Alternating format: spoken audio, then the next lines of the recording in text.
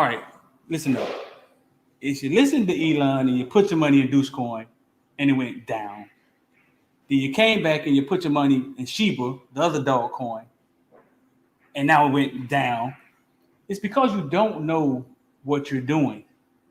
Investor.iod Squad. We've created a platform where you can just come watch what we do, and if you feel like it, you could copy it. It's on you. IOD Squad, man.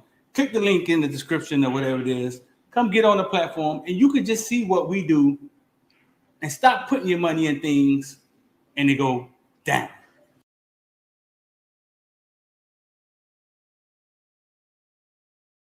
What's good? We're gonna run that one more time. Run that one more time for y'all. Looking at people fighting in church. Y'all seen the people fighting in church? Trying to figure out what's going on at the church. There are people in there fighting in church, man. What is going on, dog? Fighting at the church. Cloud have mercy.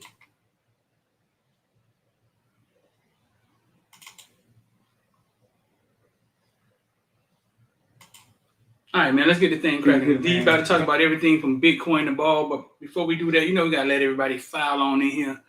Then we got X coming in here today. Let's get this thing going, man. 5-star James, I don't care what style they 5-star. You've been to 5-star ever since much part. Listen, man, University of Miami fans want to know one thing. Does University of Miami have a chance to get James Williams? Definitely do have a chance. Welcome to South Florida. Yeah. Welcome to South Florida. Welcome to South Florida. Welcome to South Florida. When you on the field, is it pregame? Like, is it ever? Are you ever afraid? Does you ever feel fear, or do you ever feel pressure? Nervous. You ever feel pressure? Not one bit. None of that. No. Who's been your tough defender? Like, who's guarded you the tough? Yeah, who's the toughest person? I don't see nobody. I knew this. Nobody. He was gonna give it the damn hood.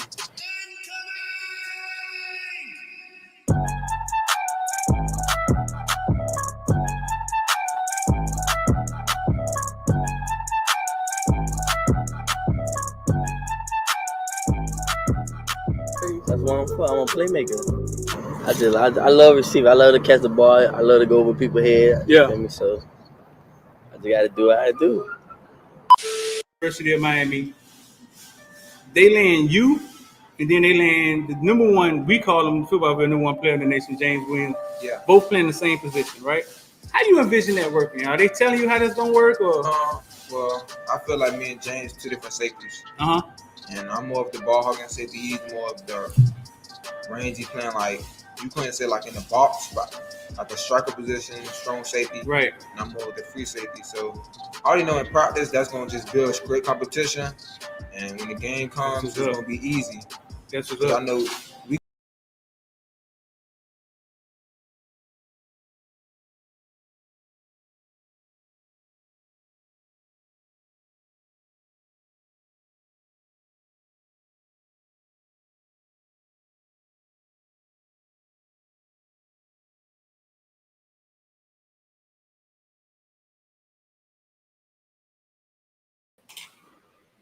Thing just cut off, didn't it?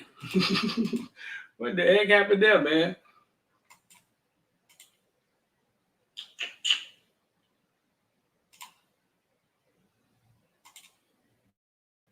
I've known them all this life. Things just went off.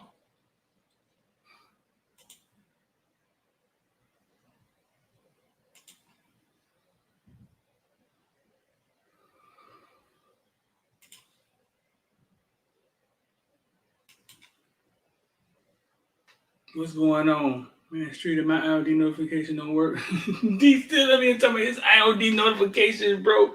Bro, what do you mean they don't work? Bro, what you mean your IOD notifications don't work, bro? You know we talking like the baseline of the baseline. Like there's somebody like saying, hey man, I don't know what's wrong with my gas tank, but it won't open, dog. D, we told you what to check last night, big homie. Notifications are notifications. They always located in the same place, dog. Always. Never fail. They always located in the same place.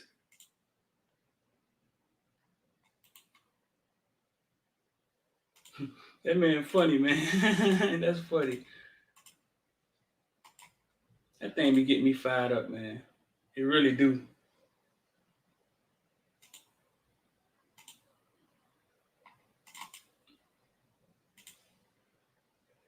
Care what stars they give you. You 5 stars. You've been a 5 star. I was just much farther there.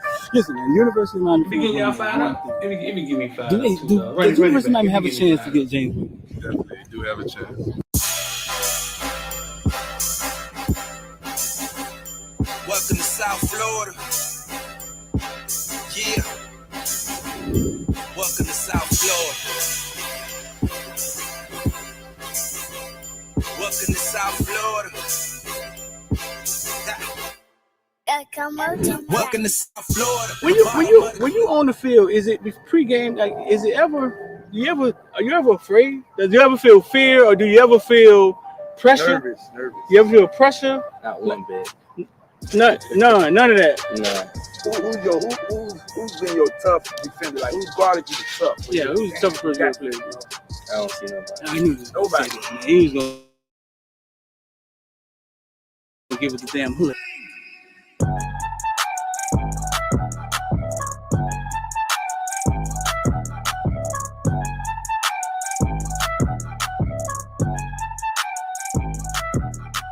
That's what I'm for. I'm a playmaker. I love receiving. I love to catch the ball. I love to go over people's head. Yeah. You know, so I just got to do what I do. University of Miami, they land you, and then they land the number one. We call him football number one player in the nation, James Williams. Yeah. Both playing the same position, right? How do you envision that working? Are they telling you how this gonna work, or?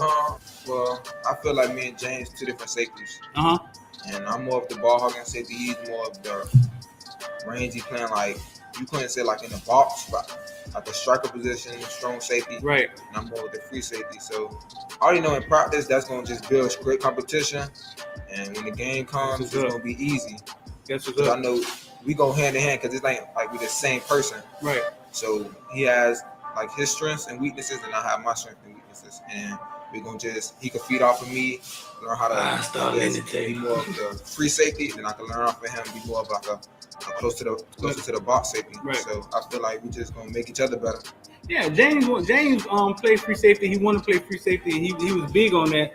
But James will never be back at free safety. James be close to the line, the linebacker sometimes. You know what I'm saying? But yeah, that's just him helping his team win. That's his chess. Yeah, that's him playing chess with the team. I told him kid. I covered James since he was that big, bro. I've known him all his life.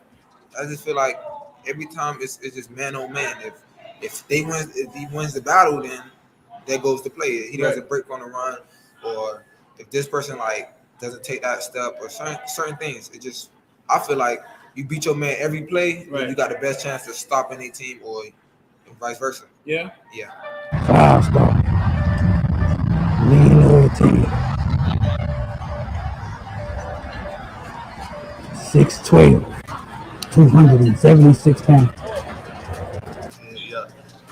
After that, I just started going crazy. Tackles after tackle. Yeah, the first play was like a tackle for loss, like 6. Yeah. Dog, they didn't touch you. Like, yeah, like they did. Explain to me, dog. Like, what is that about? Like, how do they not? You 6'5", 300 pounds. I mean, Is it something? Is it a swim move or something you do? Like, they don't see you. You're teleporting. What's going on?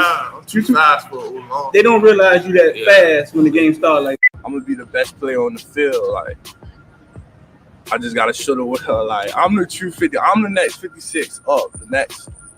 I'm gonna just go crazy this year. Like, show people like, wow, 56. Like, show them like I want to take care of my mom.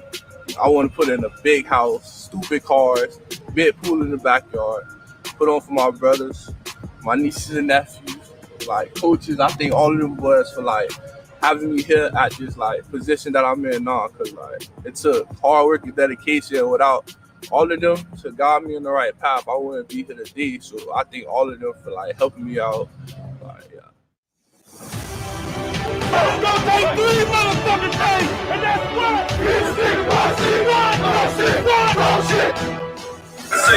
Big time players step up in big game. All the criticizing, all that, it's over, baby. Big time players step up in big game. Yo, what's good, man? I had to run that thing back twice, man. That thing be getting me fired up, dog. I can't even lie. It be getting me fired up. I can't lie. It do. Had to run that thing back twice. So what's good, bro? I'm D. About to talk about everything from Bitcoin to ball. First of all, shout out to Synergy Sweets. Go check out synergysweets.com. And shout out to best tasting energy drink in the world, Edge Energy Drink. We got some big stuff working with Edge, but we got some big stuff we working on with Edge. And some of the and some potential. He's got some things working on, bro. Them boys dropping the IODs. Only the special ones can drop IODs. Only the special ones can drop the IOD emoji, dog. Only the special ones can drop the IOD emoji. Listen, if you're a member, right?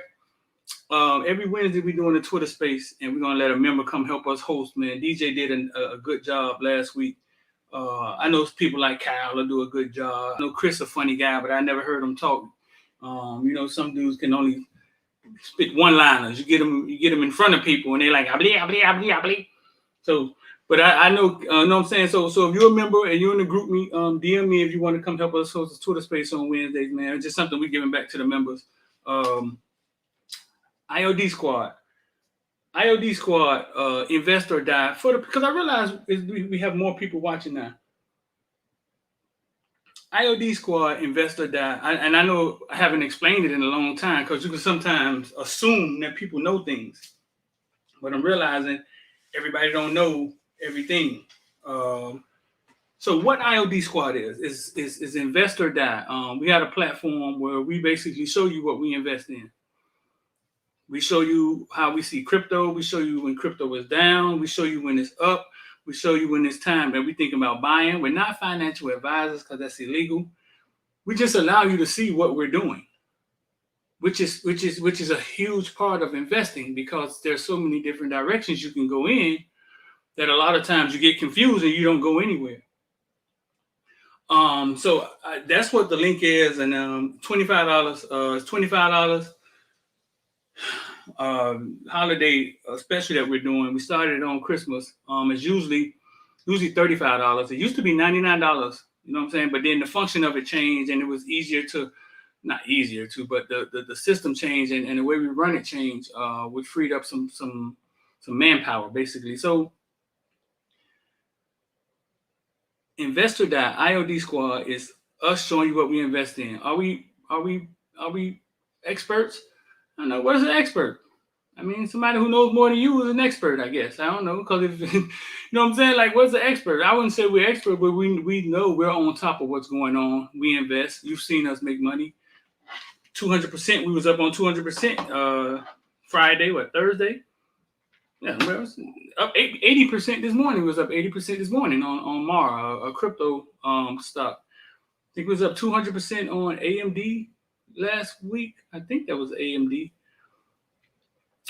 We know about crypto. We know about NFTs. I mean, I left my job to basically invest in Footballville and invest in the market and start doing Forex. It started with Forex and Q Banks.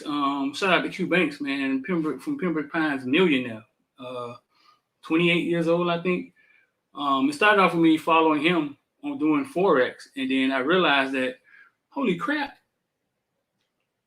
I know how to read a chart. And it's the same for stocks. It's the same for crypto. It's all the same. You know what I'm saying? I just learned it in Forex. So for the last 2 years, I've been studying.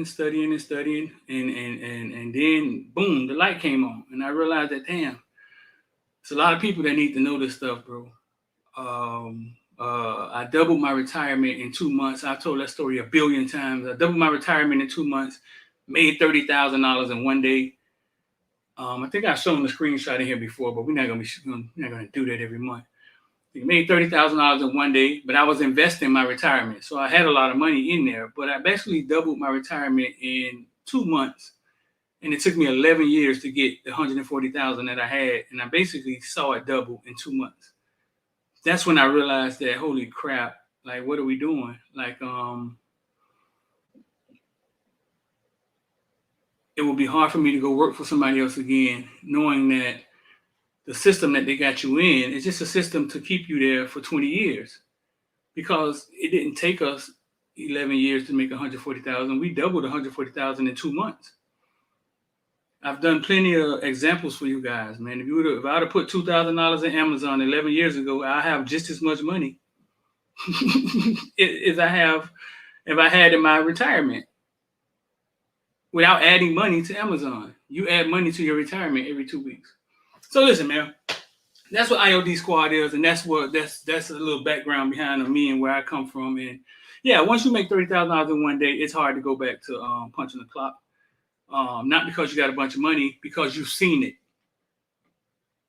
And once you've seen it, it's like the Matrix. Your eyes are open, and you can't go back because you know the truth. Because if it's possible to make 30, there was days I made 10,000. There was days I made 5,000. I mean, there was no days that I made $400 like I would have to make when I made a correction working 16 hours a day. Okay, that's a lie. There were days I made $400 in stock, but when there was days I made 8,000, 7,000, 10, and I couldn't make, there wasn't a possibility when I was in corrections. So that's where all of this come from. I felt the need to touch multiple people, and I had to create a system to where I could touch multiple people. We had an audio group last night talking about reading charts, talking about this audio. They could just hear me talking. They could ask questions. Talking about everything last night. So that's where it comes from. That's the background, where it comes from. IOD Squad and Investor Die. So I'll put the link right here, bro. If you want to get involved, it's $25 a month now. For the people that's already involved, your January payment will be, January should be your December. January payment will be $25. The next payment will be $25. That's our Christmas gift to y'all instead of $35. So y'all saying what happened with Restrepo? Let's get in here, man. Did I even do the intro? I'm D. About to talk about everything from Bitcoin to ball. Did I even do any of that? Just jumped in here and started talking, huh?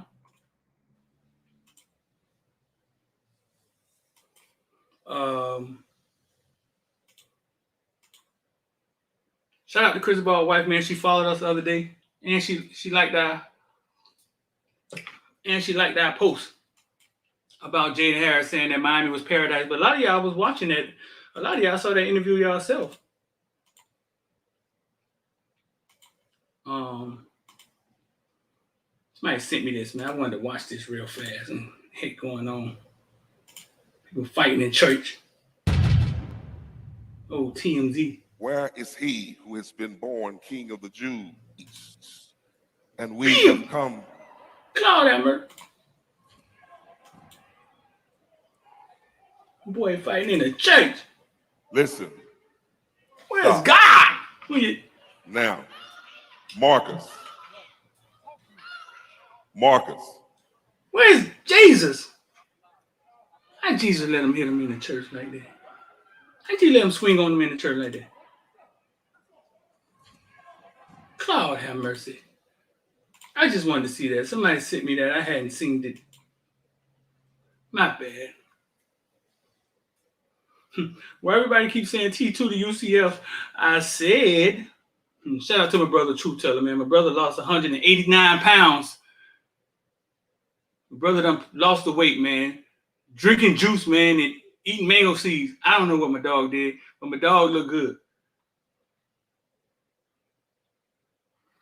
Marcus, sit down, man. Jesus, Jesus, how God let somebody get swung on in church? God, when you need him. Come on now.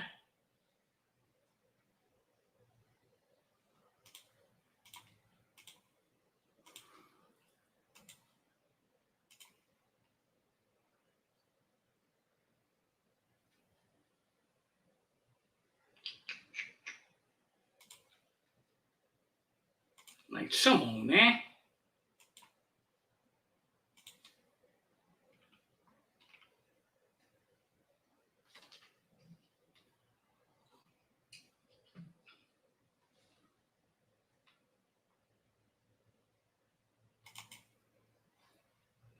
So, Xavier Restrepo. Nothing happened to Xavier Restrepo. People fight everywhere. Me, JR say people fight everywhere.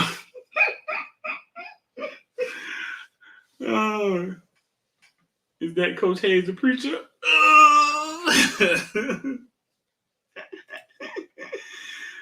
So this is Xavier Restrepo. This is what Xavier Restrepo. I get frustrated. He's a kid. He probably frustrated that they ain't playing in the bowl game. I get it. I was that age. I remember how I felt to not have to thinking you got a game and then not have it. Bro, listen. I remember being in study hall before a district basketball game and hear shots ring out. Bam, bam, bam, bam, bam at Miami Norland. We walked outside and one of our classmates, I didn't know him personally, but he was one of my classmates. He was laying on the ground. This is my first time seeing somebody get shot. God bless the dead, anyway. And my assistant coach said, "Oh man, he dead," but he was flinching. You know what I'm saying? So I thought that meant he had some life in his body. And as a kid, your thought was, "Dang, that's messed up, man." And your next thought is, "I hope we play, man. I hope we still play." So I know what Restrepo going through. What Restrepo said right here. Just imagine 3 years ago when someone had a cold or sneeze, we looked past it, allowed them to walk into our homes and hug them. Skip ahead 3 years now, people have been turning away from family and imagery of viruses that they can't see, hear, or smell because the TV says so. Let me stop there. Just imagine 3 years ago when someone had a cold or sneeze, we looked past it, allowed them to walk into our homes and hug them. Skip ahead 3 years, and now people have been turning away family for an imagery virus. Imaginary, okay, read, fool. For imaginary virus that they can't see, hear, or smell because the TV said to. And I know straight where y'all gonna go to, and man, people die for real. And that's where y'all gonna take this. You know what I'm saying? I get it. There's some truth to what he's saying about the first part. Fear separates us. As long as we're separated, we could never unite to do anything. Let me speak that again. The Northwestern football team wanted to unionize. They wanted football players to come together. The smart guys at Northwestern. The NCAA said, no. Don't come together, because now it's you versus us. Let's make them individuals. Separate them. And give them the NIL. Go find your own money. Don't unionize and come against us, because now you're digging in our pot. Go find your own money. Some get a lot of money, some get a little money, and it creates separation. It's the church following me. Give me an amen if y'all following the church. Y'all understand what I'm saying. Separation is good for people that run things. I like to take pictures of people in the public, right? Like if they taking a picture with their family, X, I see you back there. They taking a picture of their family. I take really good pictures. You know what I'm saying? I go get the camera and take pictures. Now I can't do it anymore. I remember one time last year, this family was like no, like basically they was afraid, like COVID. No, we don't know you. You can't take our picture. That is dangerous for all of us, bro. It is. It is. It is. Race separates us. Color separates us. Now we're being separated by a virus. And as long as we're separated, we never win.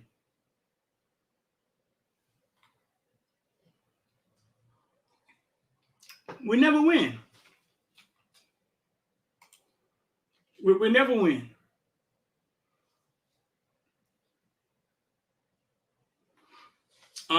So then he also said, wonder what else people were around 3 years ago.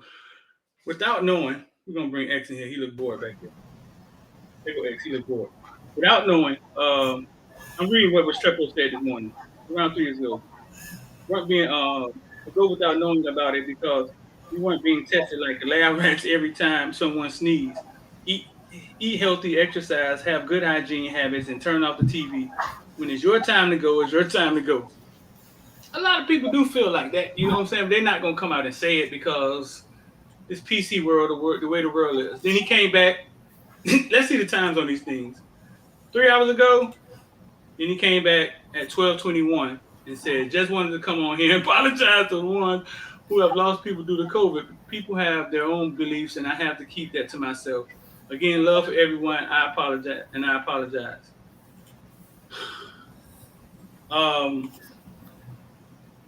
Love for everyone, and I apologize. Some things are better kept to themselves, man. Right. He shouldn't have said anything. Like it's I get it was kind of personal because they wanted to play the bowl game, and then all of a sudden they can't play the bowl game. But it's some things are better kept not said. That was one of them. You know what I'm saying? Because people have lost their lives from this virus. Yeah, I mean, people have lost their lives from the virus. Yeah, so I think he should never said anything about that. Right. Granted, he's young, he's still young. You know what I'm saying? And sometimes, man, when you're young, you say things out of the moment, and that's probably what it was. Hey, man, go from there, man. Move on. I think we know Restrepo. I could pull up interviews from Restrepo. Was in every grade. I've told you guys the Restrepo story. How his family used to call me every Saturday morning when he was 10, 11, and come and try to get football to come cover his games and stuff. Mad respect for the kid. He's a kid, man. I just wanted to talk about it because I saw in our private group meeting that it was real conversations about it. I'm not on here to bash him. I mean, I don't even know if he had to apologize. I don't believe in that fake crap. I mean, you know what I'm saying? Like, a lot of fans, he said what he said. He said what he said, and it is what it is. Now, maybe you will make him apologize. I don't know. I don't know. I don't know if it was you. Maybe somebody in his family say, "Hey, man." Well, he has people around him. I contacted Restrepo, and he has like agents, like those guys. What are they called? I don't know if it's First Round, but one of those companies kind of work with Restrepo, and they kind of advise him, and maybe they advised him.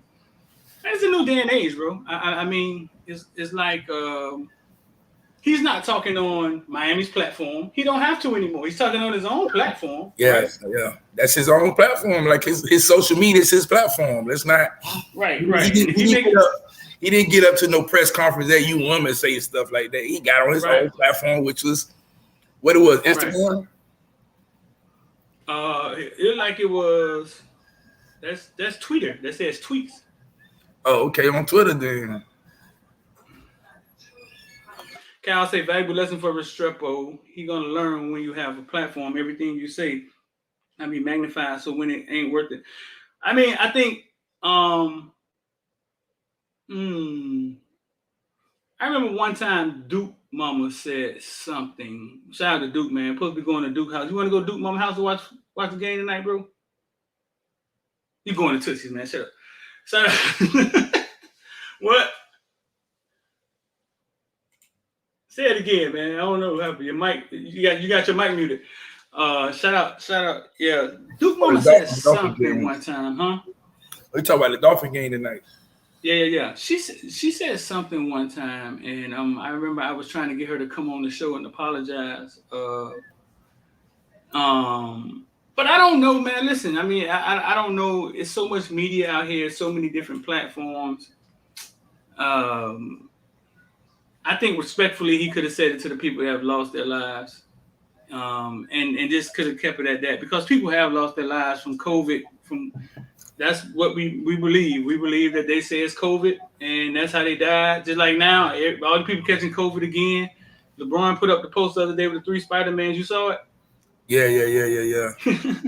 And they get mad at LeBron about that. You fool, you know what I'm saying? I mean, what he shouldn't have said was imaginary. Like he should have just left that part out. He could have just said anything else. Like Restrepo? Yeah, once he said imaginary, then that's kind of struck a nerve within. You know what I'm saying? Everybody was like, hold on, imaginary, but people are actually dying from this. Or he could have said it something. He could have said it differently. Like, boy, listen, that Matrix movie is out, boy. Yeah, it is. When the Matrix movies come out, boy, there'll be a lot of free thinking going on.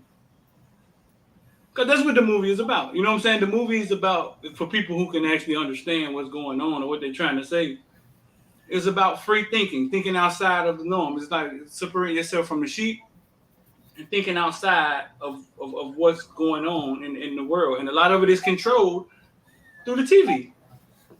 Yeah. The TV makes us believe a lot that we see. I remember I was on watching the game the other night, and it went off and Channel 7 News came on. The Army variant come across the screen is in red. They got the Channel 7 news playing in the background. Bro, listen, that will scare the fuck out of anybody. If you keep seeing that over and over again, it will scare you. It will scare you. But I'm gonna tell you how my mind works. When they start talking like that, my mom will be like, boy, you got vaccinated, boy. Don't come in here without no mask on, talking about her house, right? Then she go to the casino every night. That's how our mind works. You feel me? But that imagery, though, that the news shoving it in your face, I don't know. It will scare you. It will scare you. So X. So that's it on Restrepo, man. I mean, we're gonna get off that like it ain't that big of a deal. I saw you guys talking about it.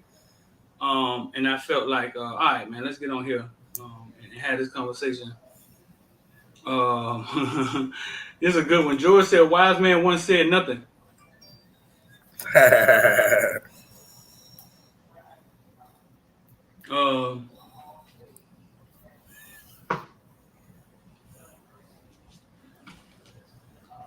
So what's going on, bro?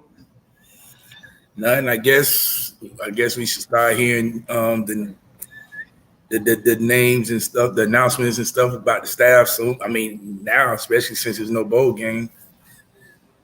About the staff and yeah. Yeah, it's crazy because the time, man, everybody going crazy. It's like they in a rush for Mario to make the announcements and and we just sit back kind of laughing because we getting names here and there. And we like, man, should we start blasting these names on the timeline or telling people, or we just like, man, right. Just chill out, right? Yeah, we just chilling, man. Because it's funny, it's really funny because it's like literally every day we wake up, everybody like, hey man, what's up with the style? Hey man, what's up with that? I'm like, man, people over Christmas break. I'm like, man, y'all enjoy y'all Christmas break, like relax and chill and go drink something. Yeah, I mean, a lot of stuff about to happen. I posted this last night on Instagram. COVID protocol restricted, unrestricted. Did you see the new Spider-Man when the portal opened? Someone's trying to come in and someone's trying to go back out. That's about to happen at Carl Gable. So Hurricane Karma, some say the MVP. Luke Hadley said if he get 10,000 likes on the Twitter post, he'll come back. 13,000 later, he's coming back. Jake Paul challenged Mike Tyson. Breaking news, Miami Hurricanes announced they will not be playing on December 31st in the Tony the Tiger Sun Bowl. Reason being, COVID protocol restricted, unrestricted. Did you see the new Spider-Man when the portal opened? Someone's trying to come in and someone's trying to go back out. That's about to happen at Carl Gable. That's also about to start happening because all these players not gonna be around, right? And there's gonna be some new ones come in. Yeah, most definitely. Right. Anytime there's change, there's attrition and things of that matter. There's a lot of questionable kids names on the roster where it's like, dang, is he staying? Is he going? What's about to happen with him? But I got a question for you. What do you think the odds that they'll cancel the playoff any one of them playoff games due to COVID? The odds of that is slim to none. Slim to none. You see how that worked, dog? Slim to I none. would be really surprised, though. It's the two. It's really them the only two games that really count. So yeah, like it's. I could see they could really come out and say, man, we'll cancel all the bowl games besides Georgia versus Michigan and Cincinnati versus Bama. I could see something like that happening because they're the only two games that count. Man, I bet you nobody sit out because of COVID. I bet you it's flawless. And the crazy thing about it, I'm like, okay, well, they saying Miami, University of Miami, we're going to cancel our bowl game because of COVID. Georgia and Michigan comes to Miami, like basically almost everybody tested positive in Miami for COVID. So like, y'all gonna come here and y'all still gonna play a bowl game? Hello, right? And so, man, it is what it is, man. Right. But I bet you it's flawless. I bet you. And nobody better eye to it. Nobody don't think about it. Somebody tweeted us and said it. Yeah, them two. I mean, them four schools outside. I mean, maybe Cincinnati. I mean, I don't know how major it is for them. I mean, it's major for them to be in the bowl game, that playoffs. But like, nobody outside the world gonna really cry if Cincinnati don't play. You know what I'm saying? But for Georgia. Yeah, ain't nobody gonna cry. But for Georgia, Michigan, and Alabama, like we know they have they had success in the past. So like if they don't play, you know what I'm saying, there's gonna be some crying going on, like some real. Right. No, that's gonna happen, bro. I mean, that's gonna happen. I mean, that's just the world we live in, dog. We know that's gonna happen.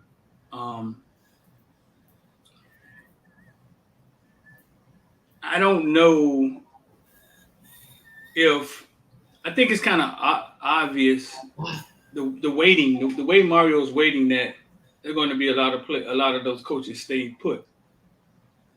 I think that's kind of coming to fruition. It's going to be a number of them stay put, right? Maybe some of them getting switched to like different positions off the field, stuff like that. Right. I think maybe only T-Rob. And like I say, nothing is official as of now, but maybe only T-Rob will be the only coach that's keeping his position on field.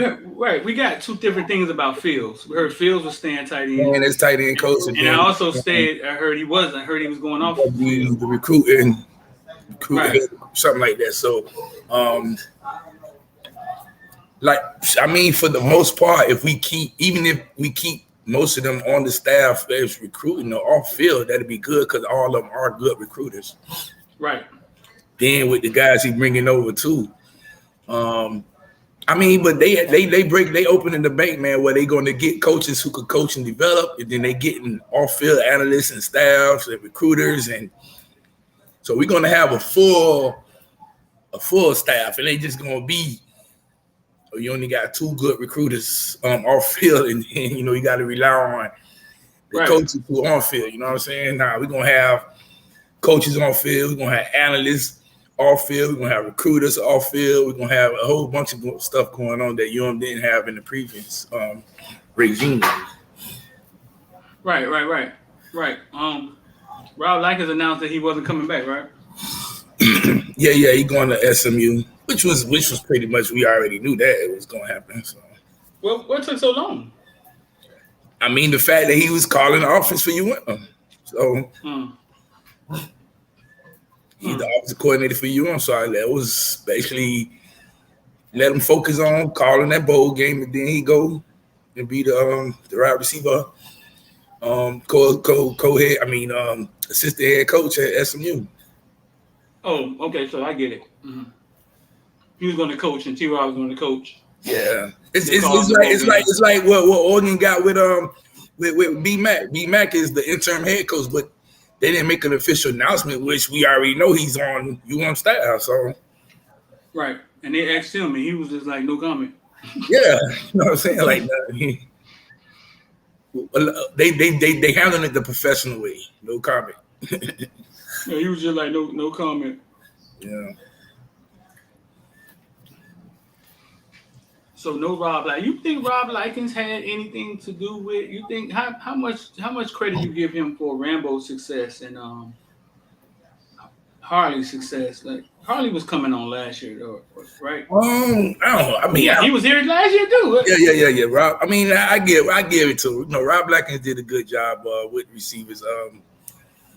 At one point, we thought he wasn't doing a good job. See how that worked, right? Remember when King was the quarterback? Like, we didn't think. Yeah.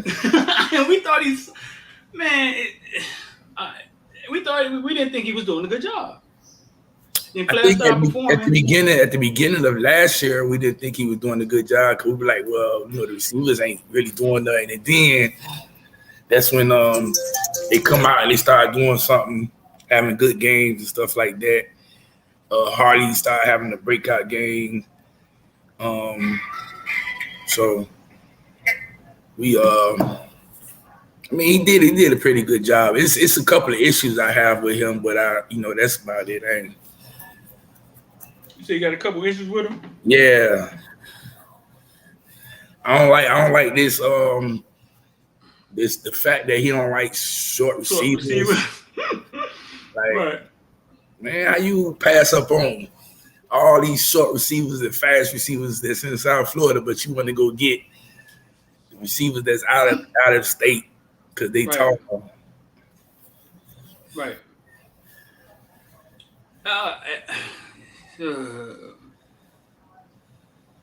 Do you think a Mortimer? Like, do you think a Mortimer is just like any other small receiver that you could find anywhere? No. Or you think he's special? Like, you think JoJo from Edison? Yeah. You think they're different? But the coaches feel, because I was told this by a recruiter one time, they feel, hey man, I could find somebody 3 inches taller with the same and can make it happen the same way. You can't.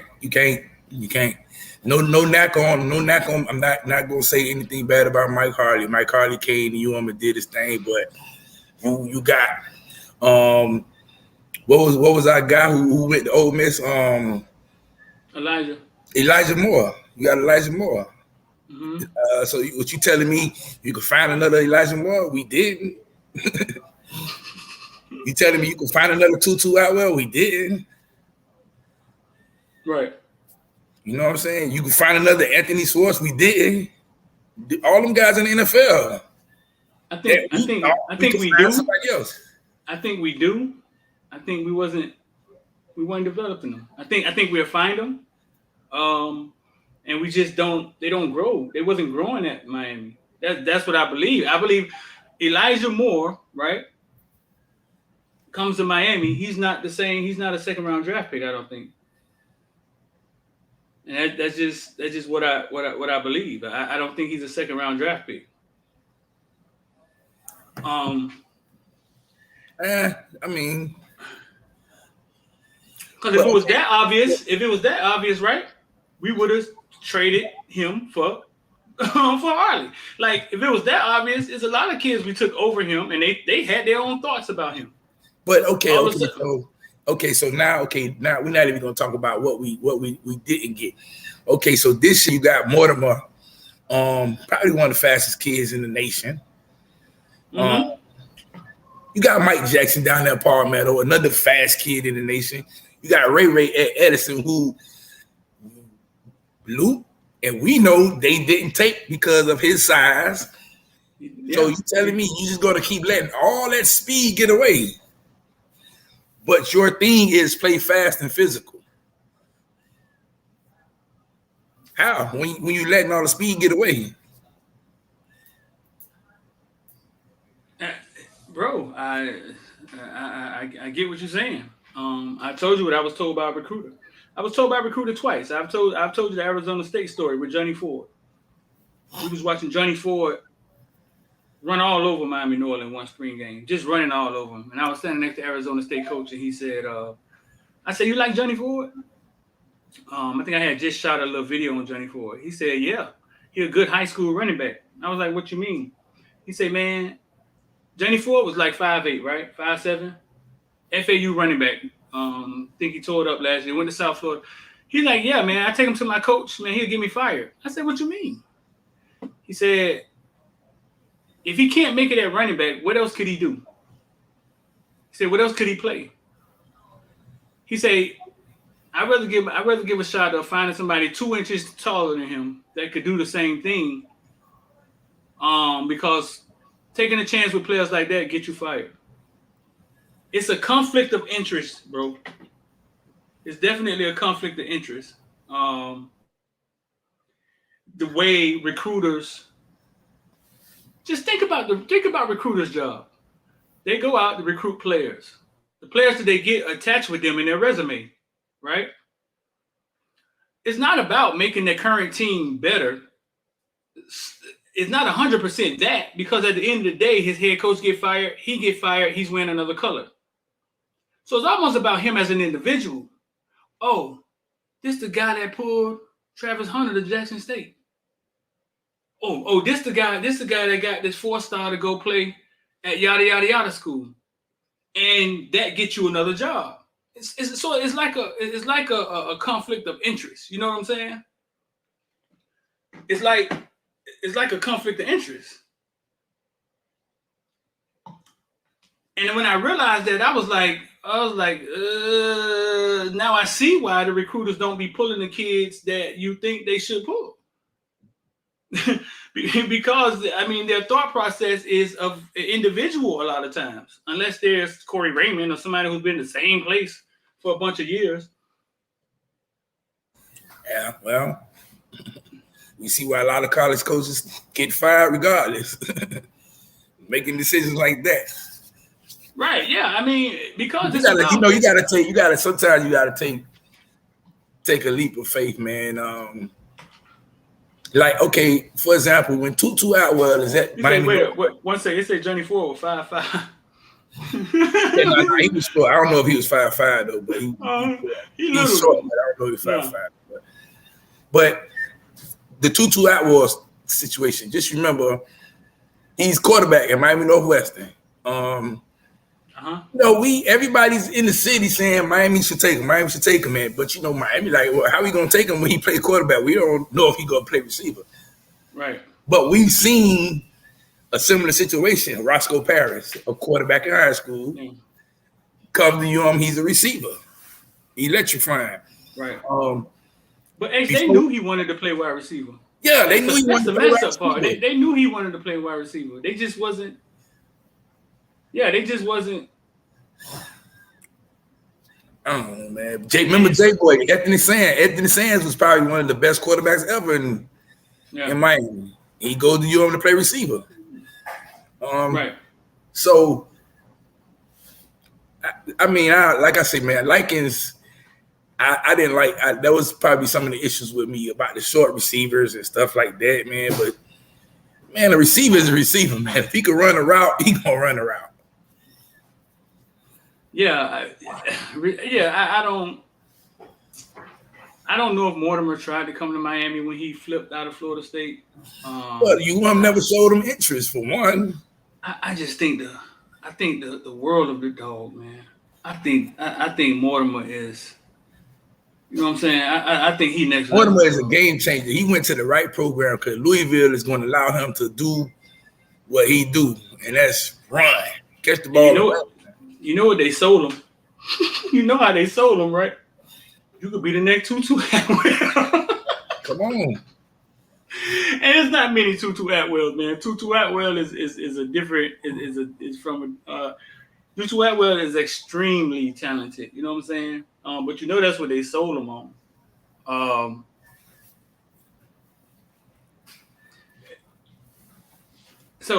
Well, Likens is gone now, and I think also, man, bro, listen, we bring these coaches in here from these other places, man, and it's almost like you have to understand the local talent and speed and the way we play football here locally, the culture. You know what I'm saying? You got to understand. Yeah. That's why I thought Manny understood it to respect a JoJo. You bring a guy in here from somewhere else, and he's just going off of what he knows. Yeah. He's going off of what he knows from when he was in Iowa, or he going off what he knows from when he was in Tulsa. But yeah, but you gotta respect you gotta respect somebody that size that can get it done in the culture of football, where as good as South Florida. But people from outside here, they don't respect it like that.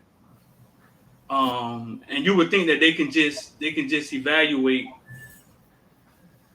look at the film, evaluate, and making us like, oh man, this man's special. But that don't. I think in the past too, a lot of like our staffs was relying a lot on recruiting services, more so of their own analysts. You know what I'm saying? Like, let me go out there and really look at the kid before I look at what the recruiting services say. That hurt us a lot too. Like, we just said, oh, well, the recruiting services say this kid is a top 4-star, 5-star. And then when we get them, hold on, man, that kid ain't like that. You know what I'm saying?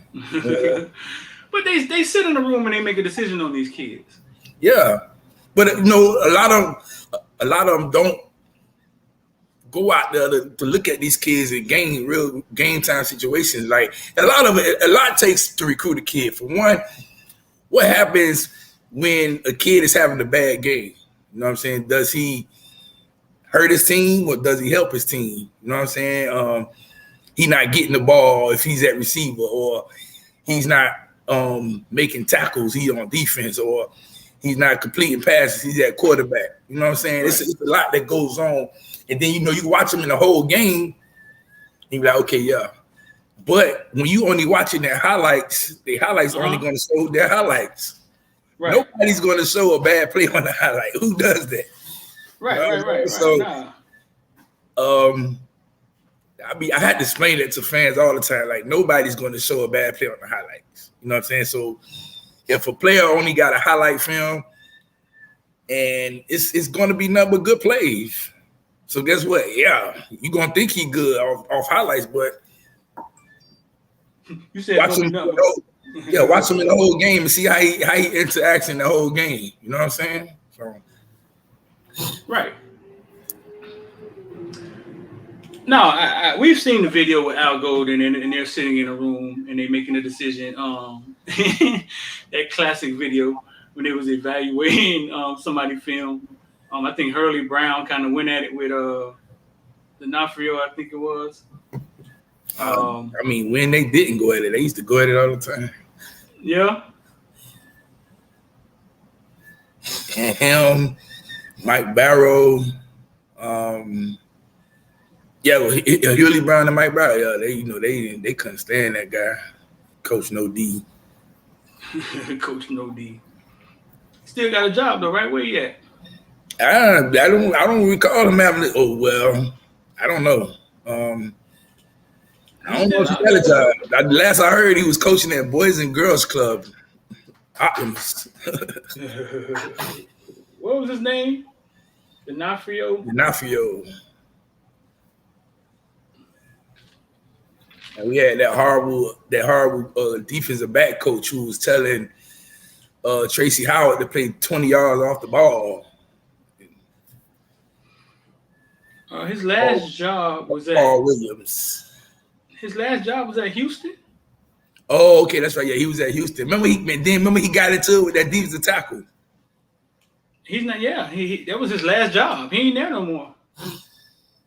He got into it with the defensive tackle at Houston. Yeah, Major Applewhite fired him in 2018, and I think that's his last job. Yeah, they should have fired Major Applewhite for hiring. His first job, his job before that, us. Now he ain't even coaching no more. Now he ain't even coaching no more. Ain't that up? He was at Houston for a year. We had him here for 4. 5 years. 2011 to 2015.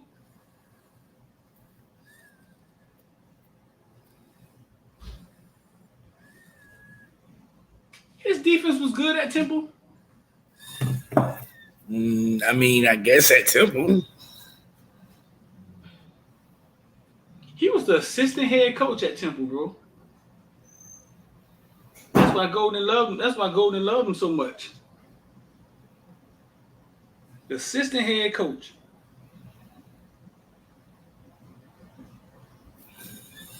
That was his boy, which is why he got fired. And that's why he wouldn't fire his boy. It happens. I mean, Mark Richt didn't want to fire his son. Diaz didn't. What? Diaz didn't want to fire. Who Diaz didn't want to fire? His homeboy Packy and Banda. And Banda. Yeah. Packy and Banda and we have. That's the crazy thing. We ain't heard nothing about what's going on with Packy. Like somebody put on a milk carton the other day. They were like, "Have y'all seen this guy?" His name ain't been mentioned yet. Like with nothing. So I guess he know for a fact he ain't coming back. Yeah, man. Somebody put him on a milk carton, bro. And they was like, "Have you seen this guy?" We got the D-line coach Swaby.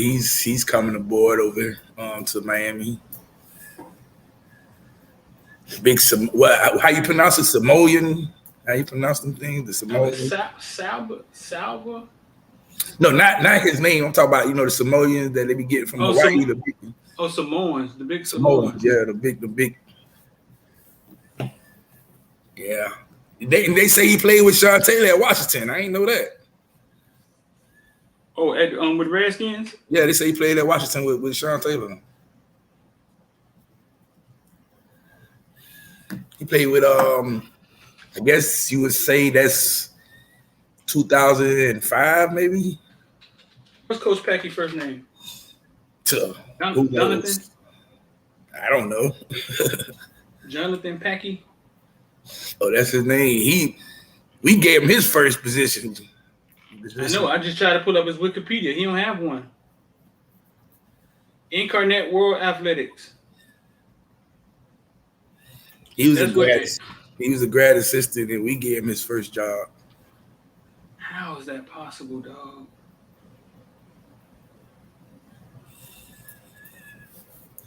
That's his boy. Wow.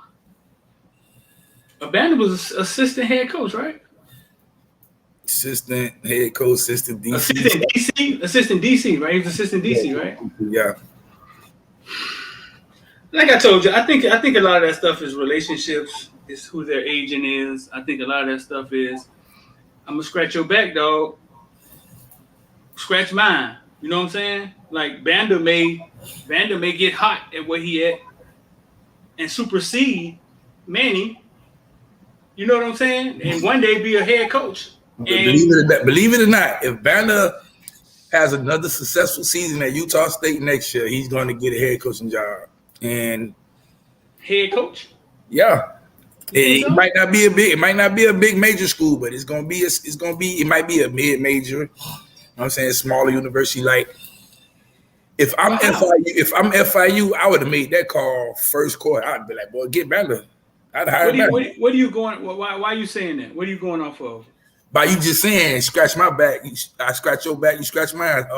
Yeah. Banda might be a head coach. He might get a head coaching job before Manny Diaz get another opportunity to be a head coach. Right. And if Banda may one day get lucky, supersede. You know what I'm saying? Supersede, and now he pulls Manny back up, and that's what I think. I think they are. College football isn't loyal to them, right? So they find a brotherhood, and I think they become loyal to each other. No, well, I'm not. Diaz, I think Diaz is in a great situation because if he does good at Penn State, he could get another job easily because Penn State is on a major platform. You know what I'm saying? They're a major market football team. So maybe, you know what I'm saying, who knows, maybe 2-3 years he can get another opportunity at a smaller school.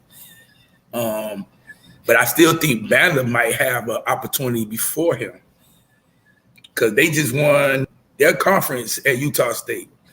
And they had a pretty decent defense over there. So who knows, you know what I'm saying? Banda might get the opportunity. Like I said, if I was FIU, I'd have made that call for Banda fast. You say fast.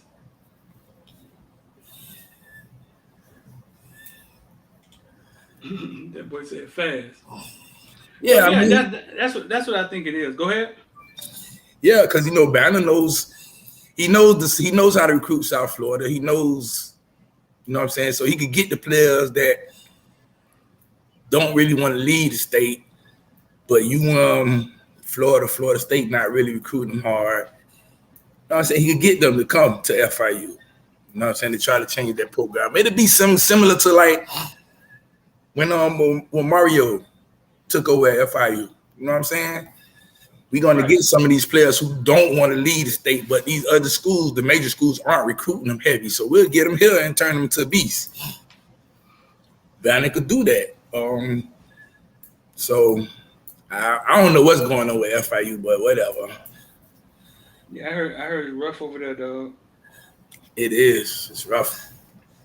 Yeah, but I heard it was rough over there, dog. I heard there's a lot going on at old FIU.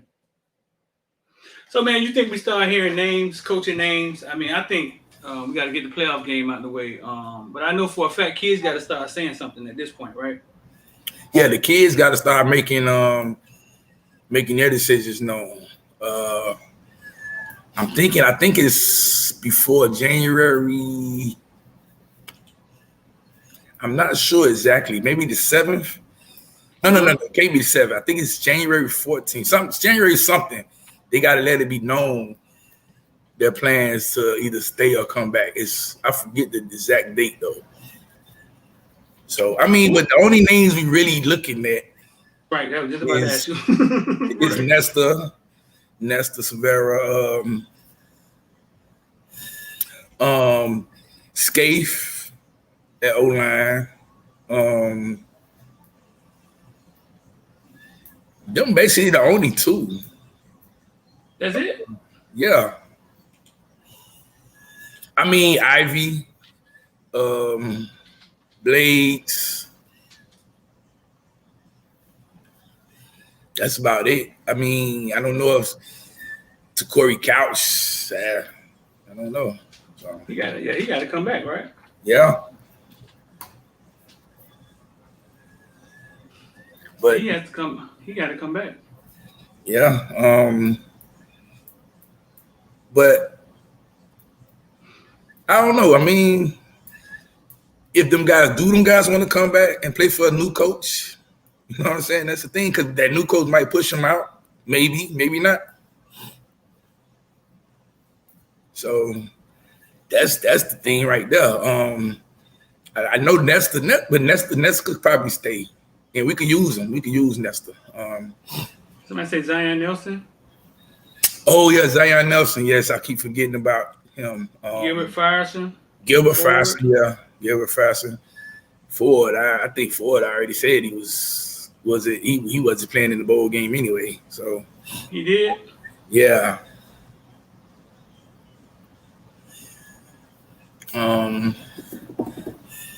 But again, a new coach coming in, man. Sometimes, man, them coaches want to get the older kids out, man, to get their kids in. So, do you want to sit there and play for a coach, knowing that he could push you out?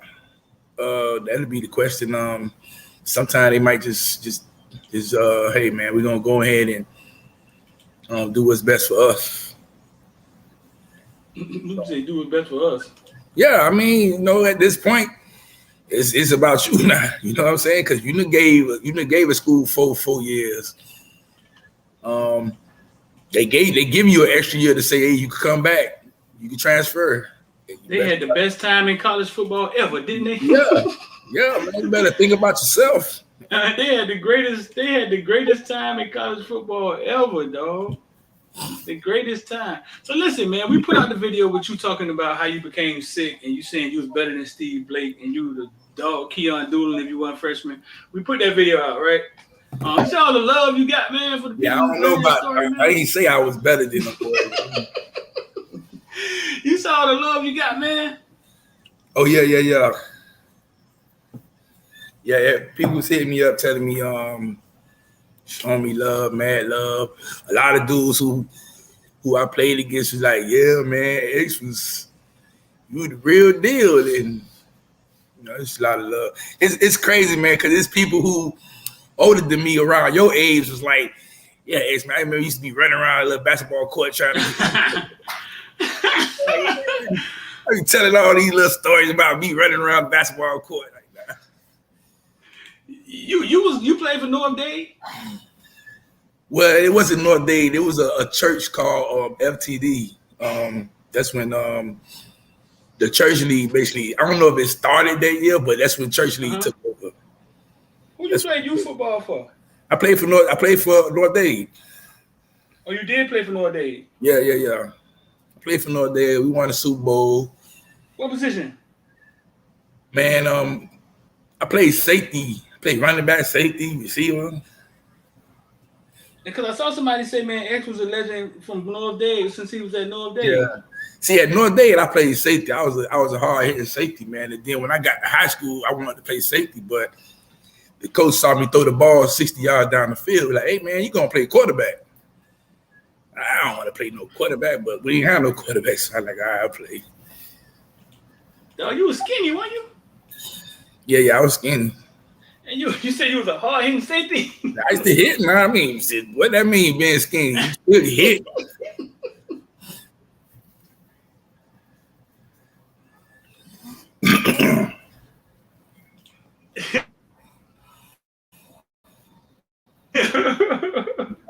That's funny, man. I mean, but no, man, they showed a lot of love, bro.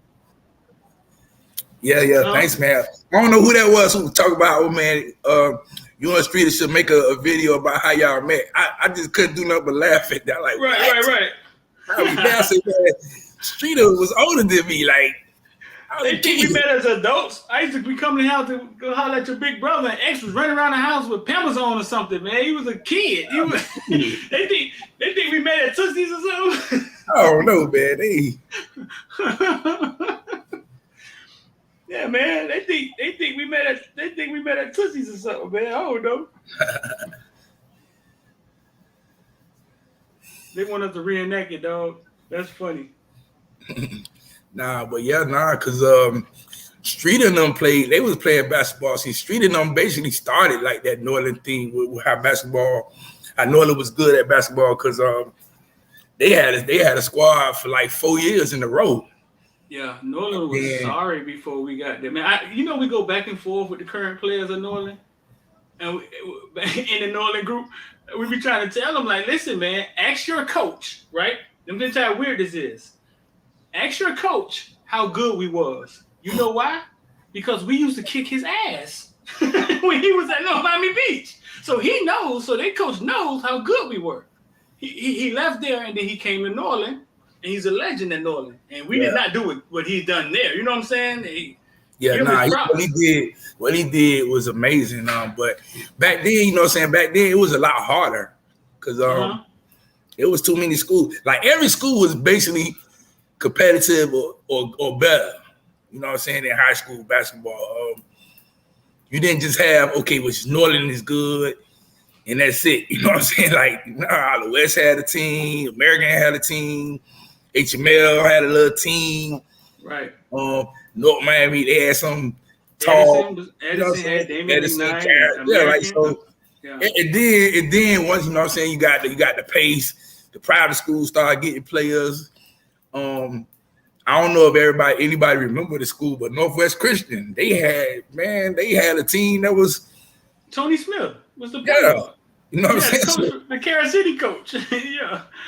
Yeah. Somebody said that I would play against 6'9". Man, we was beating 6'9" them ass at Summer League one year, man. That man tried to fight me, man.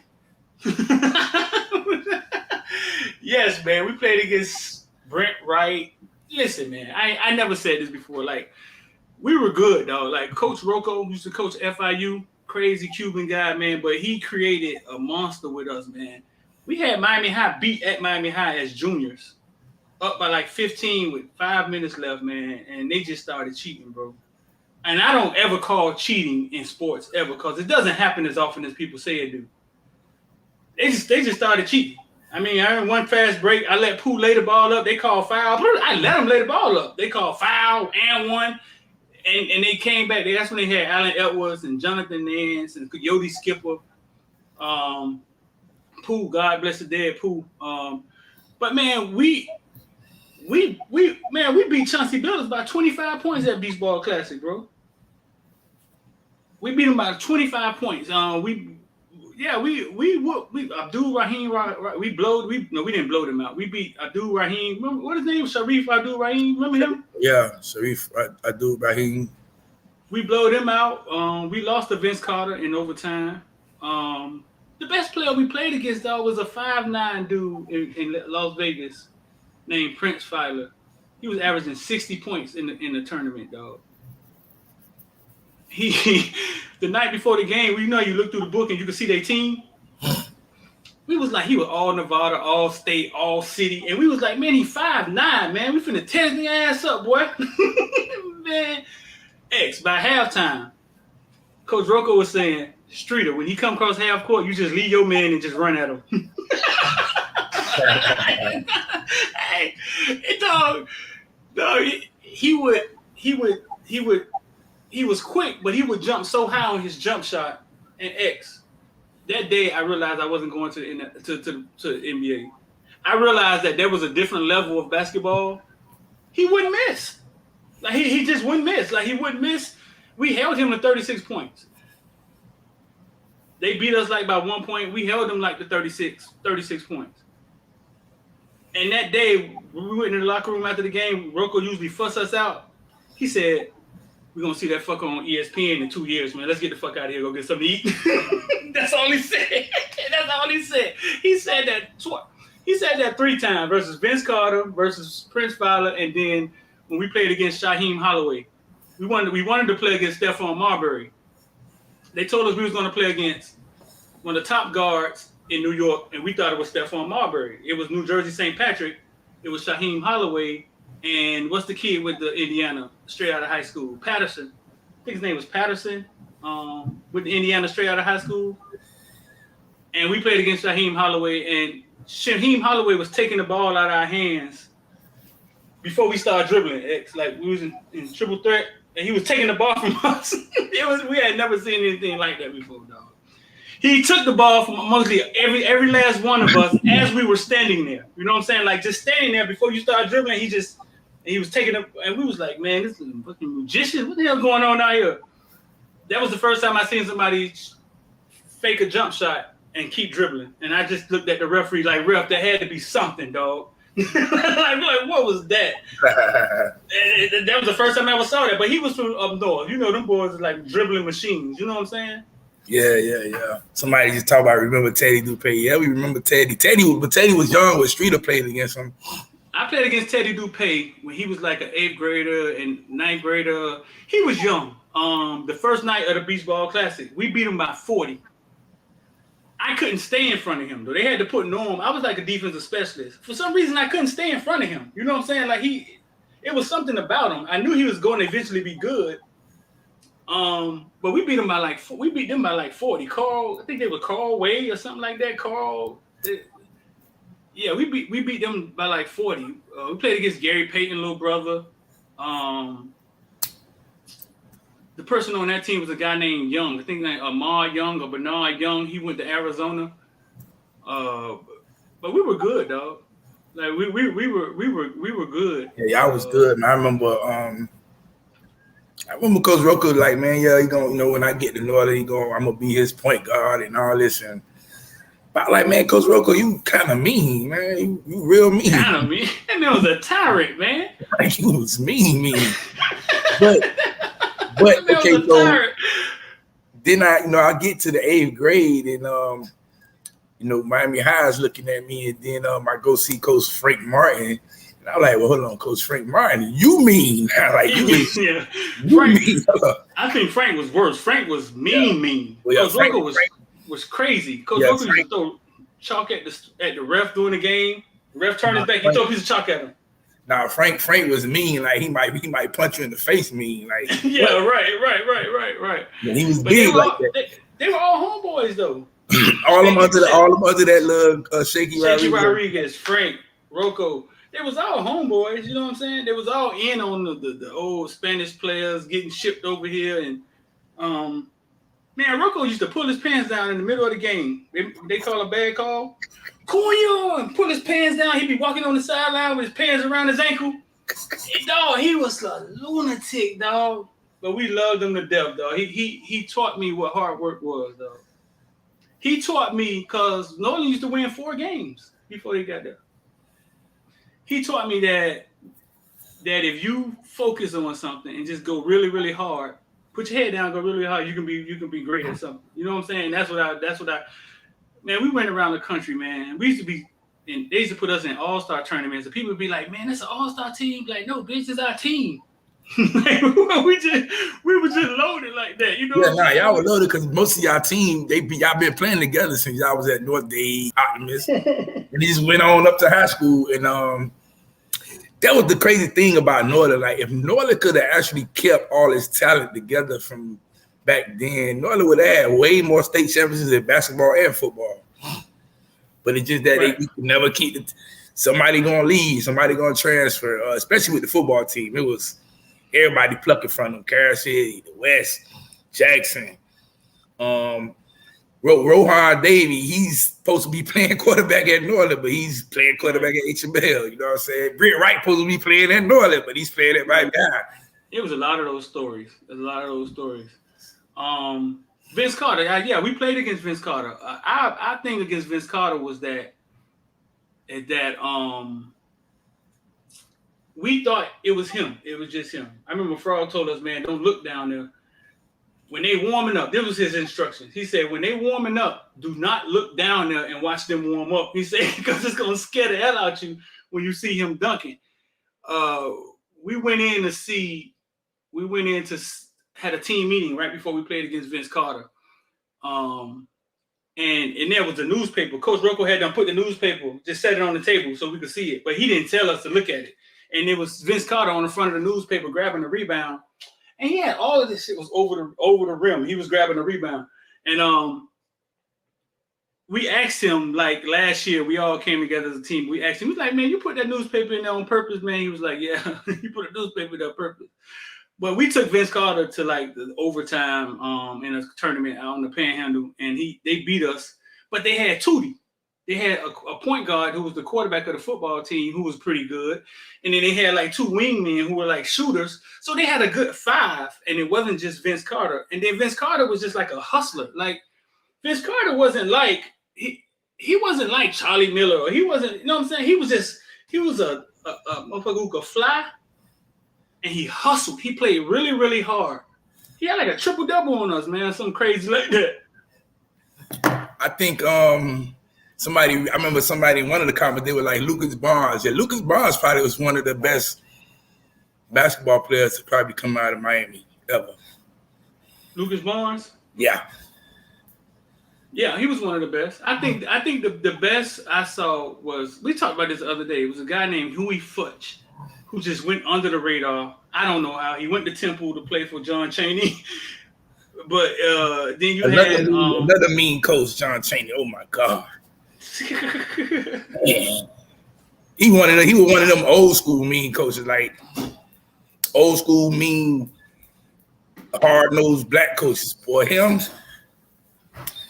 Bobby Knight, I just knew, like, when I got to high school, I just knew I wasn't going to Indiana. I was like, well, Bobby Knight, man, I know he gonna call me the N-word, and nope.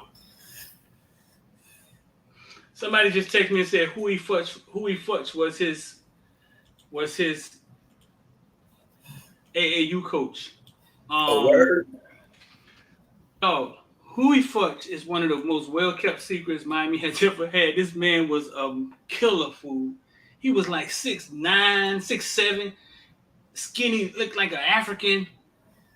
But his name like doesn't ring bells when you start talking about basketball. I mean, remember Ochiel Swaby? Ochiel Swaby was averaging like 50 points at one point in time. Yeah, I'm about to say what it was like 50, 60.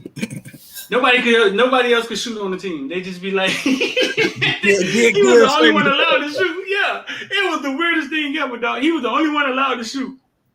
But I think Brandon Knight, like Tim said, I think Brandon Knight, Charlie Miller, Steve Edwards. I mean, I don't know if you could count Julio Jimenez and Pablo. Them dudes probably was. I think them dudes was old, man. Cesar Portillo. I think a lot of them was old. Corey Lewis too. Tree was really good too from Northwestern. Tree was good. Tree was really good. But yeah, I think the best we saw was Ochiel Swaby. James Jones was good at American. Man, I got a story. I got a real story to tell about that. About me playing about who? About me and James Jones.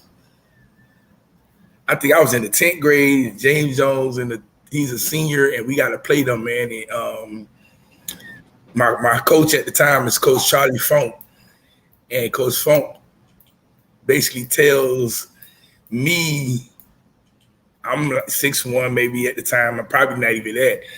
Okay, X, you got to guard James Jones. James Jones is 6'8". I'm like, Coach, guard him how? How I'm supposed to guard this guy? Yeah. He like, yeah, I don't know, but you better guard him. I don't want him to score. I'm like, Coach, he's 6'8". He almost taller than everybody on my team. What was he, a shooter, or in high school he was different? In high school, he was the big. He wasn't a big man, so he was probably like small forward, power forward. But I guarded him. You know what I'm saying? I guarded him the whole game, man. I frustrated him a lot. I don't think he scored 10 points on me, but cause like I played good defense, man. So as soon as he put the ball on the ground, I'm taking it. But before I knew that, I'm like, Coach, this guy's 6'8". How I'm finna stop him? Like, he's finna get me on all type of posters. Shouts out to James Jones, man. You guarded him? Yeah, I guarded him. That's my homeboy Frog. We're real close to him, man. He go out to Arizona to see him every year. Man, look, anybody we played against, I guarded the team best player. You know what I'm saying? They gonna score 30 points, they ain't scoring 30 on me. I just had pride like that. So, like I say, man, we gotta get video, fool. We gotta get your video. Fool. I just hollered at one of my homeboys. He trying to reach out to Rashad Father, because Rashad Father is the one who recorded all the games, and he got all the videos. So, yeah, V just said Kenny Boyton. Kenny Boyton was nasty too. Kenny Boyton, yeah, from Ely High. Kenny Boyton used to go on runs. And I was in the military. I just happened to see a few of his games. He could go on like 20-point runs, though, like 15, 20. I remember they was down that state, and I just kept saying, listen, bro, he gonna get hot. And he just was a scorer. He went to Florida. He went to Florida with he went to Florida. You know who used to go on the run? I'm talking about like remember in the NBA when Tracy McGrady went on that run against the Spurs yeah. Like Marcus Barnes used to go on like some runs like that. Marcus Barnes when he was at Miami High, he'll go on some runs like that. Marcus Barnes will come in, man, and he'll score like 20 points within 2 minutes. I'd be like, well, he do that. You know what I'm saying? Yeah, Marcus was good, man. He had to jump out of this world, boy. He could shoot that. Marcus was like 6'2", man. We're probably like the same height. He could shoot that ball, man. And he went to UNC with James Jones and them too. Yeah. You know, Frog, my best friend Frog brother was one of the best players ever to play. And Tor snuck out of church to go play basketball at Bunch Park, and Tor showed up for Ruye Glass. Oh man. I'm sure somebody in here knows Ruye Glass. He played for Jackson, then he played with Chris Corsiani at Miami Lakes when they used to run the four corners. He was one of the best players ever to play in South Florida. Fool. Snuck out of church as a senior, had offers from everybody to play basketball, and Tor showed up and was never the same.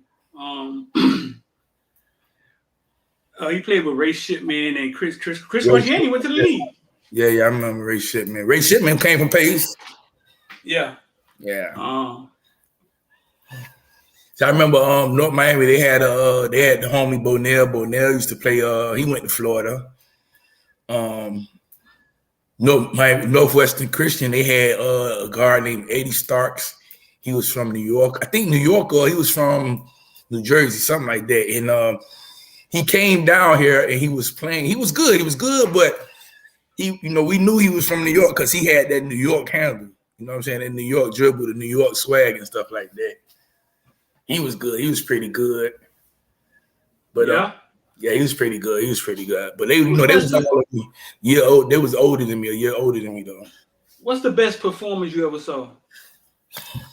The best performance I ever saw. Yeah. Man. Well, I was on the court or just watching. Just period. Wow. I would have to say, man, maybe Charlie Miller. Against who? Who were they playing against? I think it was one of them tournaments at Miami-Dade. And I don't think he missed a shot that game. Charlie Miller? Yeah, I don't think he missed a shot. It had to be either Charlie Miller or most probably Charlie Miller, or maybe no. I think it was y'all. Y'all played. This had to be like maybe 94. Y'all had played against Carol City at the gym. And Northern gym ain't but so big, but the gym was packed. And y'all went in there and y'all beat them bad. But it was like everything y'all did is like y'all didn't miss that game. And I was like, I'm coming to Northern. That's a lot of hard work went into that, fool. As a team, that probably was the best. But individually, I would say Charlie Miller. Yeah. I went to a tournament in Jacksonville. Coach Rocco took me and Frog. I think we were like juniors or something. Coach Rocco was cool with everybody. I remember John Calipari walking up there. Remember John Calipari? He's still coach. Yeah. Kentucky, right? Kentucky. He walked up to Coach Rocco and they was talking and saying, yeah. And John Calipari was like, Coach, they need anything? Coach talking about me and Frog. And Coach Rocco gonna talk about no. Fuck you mean no? That's what he was at UMass. You know what I'm saying? Fuck he had Chris Canby. What his name was? Chris Canby or talk about Marcus Canby. Marcus Canby. Fuck you mean no? Two black boys from the hood. We do need something. But bro, we saw Dan Forston. Remember Dan Forston played for Cincinnati? Yeah, I know what you're talking about. Yeah. Dropped 50 on Miami All-Star team with Sam Watts, Ralph, Thato, Tree. Dropped 50, all layups. They was all layups. He was so strong. If he got the ball and drop step, he was going to the hole. It was nothing. It was the weirdest thing I ever saw in my life. No, you couldn't block it. It was just like a man playing against kids. That's how UD was, though. That's how UD was. Was it? A lot of people forget. A lot of people don't remember UD because UD was big. He was like real big in high school, big. And if you go back to his highlights in college, UD was big like that in high school. And UD was a big he was the man that at Miami High and at Florida because he was gonna get it. He gonna put up 20-15 a game easy because he was just so strong. You know what I'm saying? And when he came and got back into the NBA, I was like, "Hey, look at UD, boy! UD done slipped up. Hold on, right? Are we gonna get the UD that we used to see?" But you know what I'm saying? One thing I learned is when you get in the NBA, you got to play your role. You know what I'm saying? You ain't gonna always be that guy like how you was. So he in that tournament, dog. You remember you on point guard Kevin Norris was really good with it. Yeah, Kevin Norris was at that point in that tournament. Kareem Reed was at that tournament. Played for Arkansas. The tournament was off the chain, dog. But Chris Herron was there. This white boy who got on drugs and never got it right. ESPN did 30 for 30 on him. I saw it firsthand, dog. I saw him play against Kareem Reed X. This white boy was? I think he was on coke in high school. X. He was off the chain, dog. He was talking trash. He could go down the lane and dunk on anybody. And it was amazing to watch this dude. Me and Frog was in awe, like, man, you see this? What is going on out here? Dude, he was talking trash. They was from Boston. So, dudes from Boston think they tough. You know what I'm saying? Yeah. They got that. No, he had Irish. it, dog. Huh? So they got that Irish in them, the Irish blood. Bro, listen, X, he's as good as advertised. He had it, and it was like it was like, I don't know, dog. He was wired on a different level. We saw him go down the lane and just dunk on everybody. And he wasn't that tall, you know what I'm saying? He was 6'3", maybe. I don't know, 6'4". But yeah, dog, we got to see him. We got to see Kevin Norris.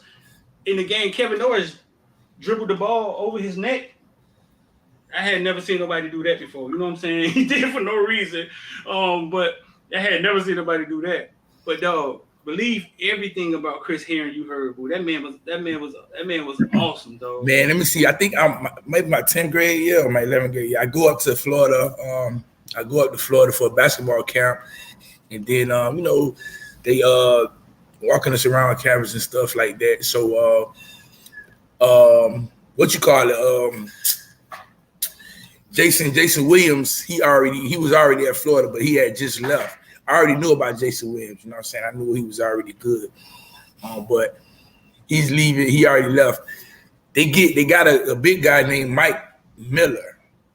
White guy named Mike Miller. So started watching him play, and I was like, man, this white boy is really good. Like, he don't, he 6'8", but he could be a point guard, and he basically was doing everything like what LeBron was doing. And I was like, man, this guy, he's going to Florida. And they're like, yeah, he's going to Florida. I'm like, oh, man, okay. He's going to be good. And then, Florida instantly becomes good. They go to the tournament, and he gets drafted, go to the NBA. And I'm like, dang, man, Mike Miller, you know what I'm saying? Like, he was walking me around campus, and we going to the gym. I'm watching him. Oh, he took you around campus, dog? Yeah. Talking about the shooter, Mike Miller, right? Mike Miller. The one who's playing for the Heat? Yeah, Mike Miller. Yeah. I thought Mike Miller was probably one of the best white boys I ever seen. I mean, who could do everything, because he could dribble, shoot, jump, do all that, you know what I'm saying? But as far as like dribbling, playing basketball, Steve Blake and Jason Williams are the two, you know what I'm saying? Two white boys. Steve Blake is the weirdest thing ever, dog. Steve Blake looks like a golf player. You say Steve Blake, he look like a golf player? A golf player, yeah. That's the weirdest thing ever, dog. What was the white point guard went to Florida that played for Air Academy? I know they know in the comment section. We were talking about this the other day. I know they know in the comment section. He played for Air Academy that year. They beat everybody by 40 at state. And I was telling you they beat Dillard by like 50 in the first round. I know I forgot the name, but yeah. In the comment section they're gonna tell us. He played with Chandler Parsons. Chandler Parsons grew like a foot from 11th grade to 12th grade, dog. The weirdest thing ever, like, people didn't even recognize him when they came back to state the next year. They was like, man, who is this new dude y'all got, man? This man grew like a foot. But I know they're gonna let us know in a second, man. Pretty boy had the good hair. He didn't really do much at Florida. But he was good at high school. His team was really good, dog. They beat everybody by like 30, 40 at state. And they had a little point guard went to VCU. So damn, you was being recruited by everybody, huh? Yeah, man. I was getting recruited by everybody. Everybody besides Duke. Duke ain't recruit me. UM ain't recruit me till late, but they that's when they had Leonard Hamilton. I ain't like him, so that wasn't an option for me anyway. You ain't like him? Nah, I ain't like him. But yeah, Florida, Syracuse. Syracuse was my school. South Carolina, all these big schools, man. Yeah, Nick Calethes was his name. Remember Nick Calethes? Oh. Yeah. I remember Carlos Arroyo in high school. I remember Raja Bell. Carlos Arroyo was tough, wasn't he? Oh man, real tough Cuban, man. Real tough. Somebody in the comment section say, why you ain't like Florida State coach?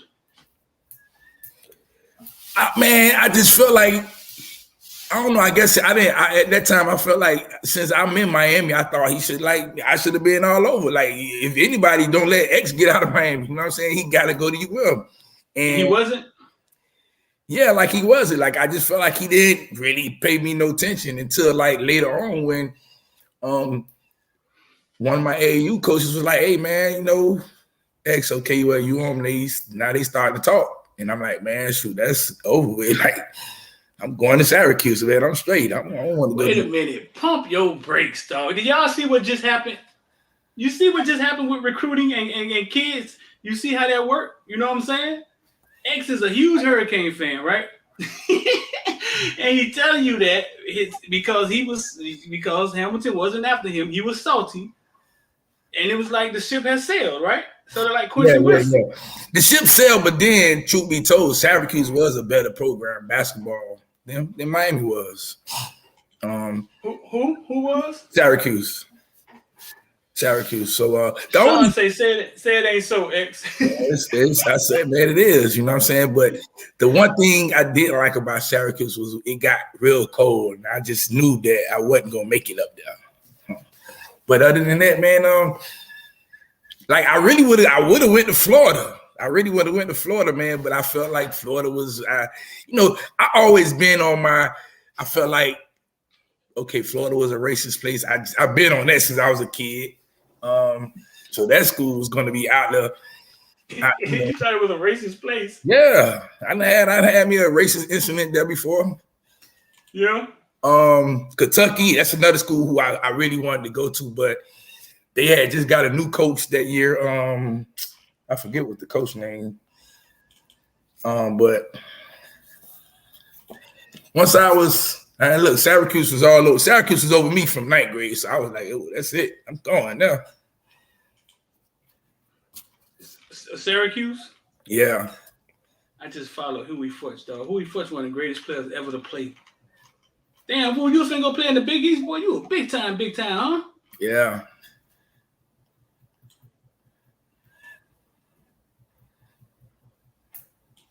That boy about to go play in the Big East.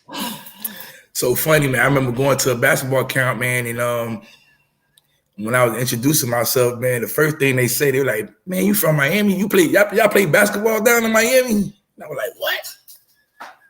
I'm like, "Hold on, do we play basketball? Like, what type of question is that?" But then I had to remember, like, "Oh yeah. You know, we don't.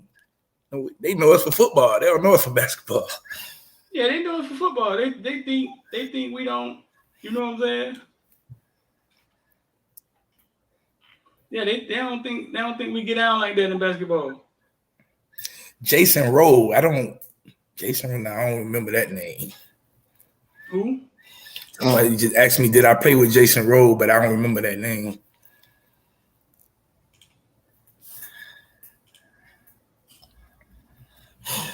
Well, somebody asked me, did I play with Allen West? That's my homeboy, man. I just got back to that. He called me on. That's Allen West, my homeboy. Oh yeah. Yeah. Somebody asked me, did I play with Allen West? I forgot. I got sidetracked for a minute. Yeah, that's my homeboy. I remember I forget the guy's name, but he played at South Ridge my 10th grade year. He was one of the top guards in the state. And I had to guard him. And I shut him down until the fourth quarter until he realized he was stronger than me. Then we started backing you down? Yeah, then he started backing me down and I started getting fouls. And, Aunt, my brother was real mad because he was like, man, why, you getting fouls? He kept saying, man, X, that's why you gotta start hitting the weight room. You know what I'm saying? Because you're going to be quicker than other guys, but then once they realize they stronger than you, you're going to get fouled because they're going to use their power and their muscles. So. Oh, you didn't like to work out old two at well? Yeah, nah, I hated the weight room. Yeah? I hate it. And I think that happened because my ninth grade year, the starting point guard, he was a workout horse. So his thing was he was going to outwork me. You know what I'm saying? Going to lift weights before me and all that. And I felt like, it's cool. When we get on the basketball court, I'll show you better. You know what I'm saying? But, That ain't how it work. You gotta work. You know what I'm saying? I'm like, man, well, you would if it's good. If that's the case, then you would, because I sure they want to hit the weight room. So when the team was lifting weight, what you was doing? I mean, I get in there, but you know, them guys, they go to the stream and above, man. I just do what I gotta do. Get out of there. they do what? They go, you know, there. Oh man, okay. Today we did 235. Oh, tomorrow we're gonna go 245. Me, I'm gonna be like, man, shoot, I'm trying to get away from 235. I'm trying to go down. Why y'all going up? You know what I'm saying? You just thought your talent was gonna. Yeah, I just thought my natural talent was just better. And you know, granted, I used to be like, man, let me go to the weight room. I'm gonna go to the training room, man. My shoulders hurting, my legs hurting. I'm going there while y'all in here working out. And I just say I ain't never liked the weight room. That was just one of my things I did like. This the tournament we played Vince Carter in. This the infamous dunk when Vince Carter dunked on Tim James. Oh yeah, and nobody saw it. Nobody saw it because it was on the Panhandle. We was way out there on the Panhandle in a different time zone. So Tim James dunks the ball with two hands, right? Two-hand dunk. Vince Carter gets the ball and run right down the middle of the field, the middle of the court, bro, and just dunks on him. and the game stopped. We was right on the left. We was up in the stands on the left. I think we had to play them. We had played them the night before. They had just beat us. They beat Northwestern by like 30 though. They mudded Northwestern fool. I forget who didn't know because Tim James was their star player, but Northwestern had a little guard that was real fast on the team. He was like fast, real fast. I forget his name. When back then? On that same team. They had Willie and Sam Watts. Sam, that's him. Sam. And then behind them came Lil Greg. Greg Watts. The little one. Yeah. Sam. Real fast. And then, you know, Maurice Troop, the AD at Central, I think he became like Miami High star. He went from the West to Miami High and became like a star. But yeah, man, we reminiscing, though. 1995. Yeah, that was 1995. Somebody said, dang, dunked on Tim, fool. But greatest thing ever, Tim, nobody saw it. Nobody saw it but us. You know what I'm saying? And we was the only ones over there, though. I don't know why Tim tried to take a charge in that moment. I didn't go to state at Pace. Obviously, you know, football, we lost the game to go to state to Sean Taylor. And then basketball, we didn't go to state. So I guess I never thought about it, but I know a couple people on this. I think this is Jamel Cook right here. That's when they had Jamel, Tim, and Tree. They used to call them the Trees. With Jamel Cook, which is the father of Jamel Cook, who played for Central a couple years ago that went to USC. So listen, man, we done reminiscing, man. We've been here almost 2 hours, bro. Anything else you want to get out there, man? Nothing much. I mean, what's next from here? Like, no more practice, no more football. I thought you was gonna say what's next for football, Bill. Cause I'm finna say, boy, we finna have some things popping. I saw the interview Gary them did with Ruiz, the who wants to build a stadium. He said the way he's related to Cristobal is through sound like he said my children's mom is related to Cristobal. So basically through marriage or something like that. He said my children's mom, I'm guessing is his wife, you know what I'm saying? But the way he said it was my children's mom. Oh, okay. Yeah, he said my children's mom. But he said it had nothing to do with any of this that's going on. You know what I'm saying? Like Cristobal just the right guy for the job. So no, we're not on the committee. I might have to go here on the committee yet. No, we're not on the committee yet, but we're definitely working on that. We gotta holler at Alex and get him on the show, bro. He said he'll come. We gotta get at him. Yeah, probably had to be like during nighttime. Daytime, and he said he be having a whole lot going on. So probably it's whatever, man. I interviewed Ezra and James 3:00 in the morning, man. It's whenever, man. Yeah, that and so where we go from here? X, like what's next with the Kings? When they So we gotta wait for spring. getting the staff assembled. Players who gonna leave, who not gonna leave. Getting them healthy. I mean, you know, if they got COVID, getting them healthy for one. Making sure they get their grades, and then getting them in the training program, in the strength and conditioning program, getting ready for spring. Because you know it's gonna be spring, right? You said it's gonna be what? I say before you know it, when you blink, it's gonna be springtime. So springtime starts when? But March, late March, early April. But what's next? I guess you still got recruiting for February. You got like 3 weeks in January to February that you're going to be able to get visits on campus. Finish strong there. Try to get some more names and then hit the portal. The staff should be already ready by then, and then you focus on the players who will be here next year for you for spring and then for the fall. Right. And I say it's we got about 50-something to 60-something freshmen, sophomores that'll be coming back. So that's basically your whole team right there. And then you add the true freshmen who coming in this class with portal kids. Yeah, so you basically, I mean, we said it last year, yeah, you know, you bring in the whole team, come back, you're supposed to be good. Obviously, that didn't happen. But this year, hopefully, that's a different situation. Man, we thought that was our edge against Alabama. You see how life worked, dog? We thought that was our edge we had against Alabama. Yeah, 91% of your team come back that you just went 8-3. Remember, Rod Mack said it on the show that we had an experienced team.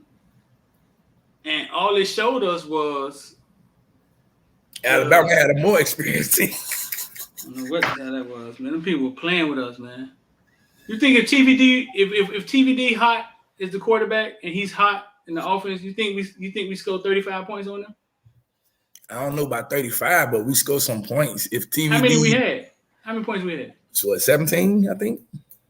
But we only had 17 points. I think I don't remember. Look, I thought we had like 21, man, 24. But if TVD is playing like how he's been playing recently, yeah, you score some points on him. I just don't know how we stop their offense though, because yeah, dog. I think the biggest misconception, I say Lashley was a fuck up. The biggest misconception is that, and Manny said it in the press conference, is that we stopped them from running the ball. That's how numbers lie. You know what I'm saying? We didn't stop them from running the ball. It was like taking candy from a baby, them passing the ball. Yeah. So they didn't run the ball. Why run the ball when I could say hiking? The guy gonna be ran by the whole team. Yeah, so they didn't run the ball. So now I don't know. Does that make sense? That's how I look at it. You know what I'm saying? But if you look at the numbers, you can say, hey, we held them to this much on the ground. But the quarterback went for a career day or some shit against us. Yeah, man. He almost won. Look, he had 2 games where he almost won the Heisman. And one was against us and the other one was against Georgia. Pick your poison. Which game he won the Heisman on? Us in Georgia, huh? Us in Georgia. Which one he won the Heisman though? But yeah. We just ain't have enough of that team, man. But we got a more experienced TVD coming back. You're gonna have an experienced secondary coming back. You're gonna have an experienced, I guess, receiving core, running backs. Only thing we really missing is linebackers and your defensive linemen actually, you know what I'm saying, and offensive line. Everything else is going to be experienced. Hopefully, somebody can step up and be that guy we need at defensive end and get, you know what I'm saying, 10 sacks or more. Hopefully somebody could be that guy at linebacker and get 100 tackles or more. I mean, but hey, listen, this year we had a linebacker lead the team in tackles. I guess we could say that. Who, Flag? Yeah. The last 2 years, we ain't had a linebacker lead team in tackles, so maybe more than that. So, but Corey Flag led the team in tackles this year. That's odd because it seemed like our linebacker play was at its worst. Yeah, it was though. That is really odd. It was, man. A lot of people keep asking me what's up with what's going on with Chaney. I mean, I haven't heard anything about Chaney. I think he'll be ready by the time fall camp. I don't know if we rush him back for spring though, but he definitely be ready by fall camp. Chaney? Yeah.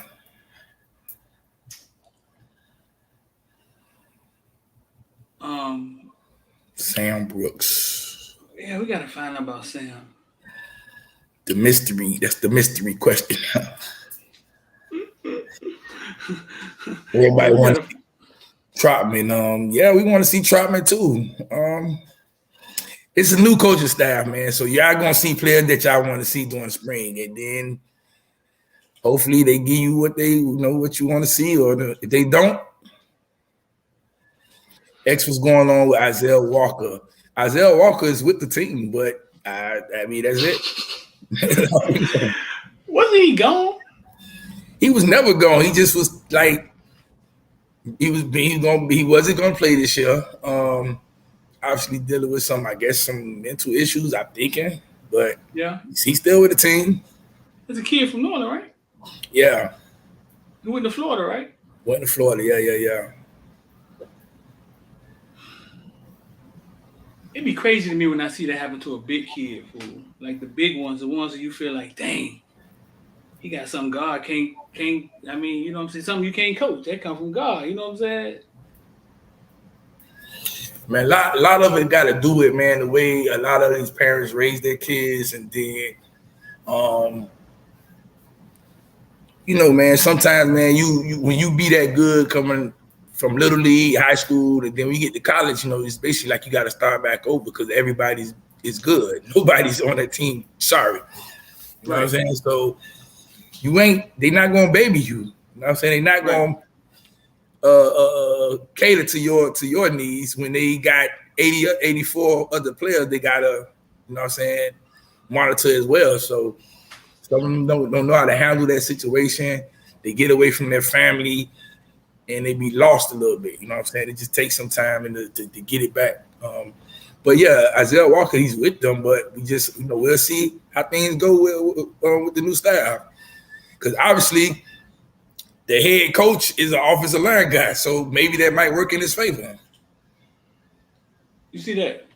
If we play 3-4, Sam Brooks would be an outside linebacker.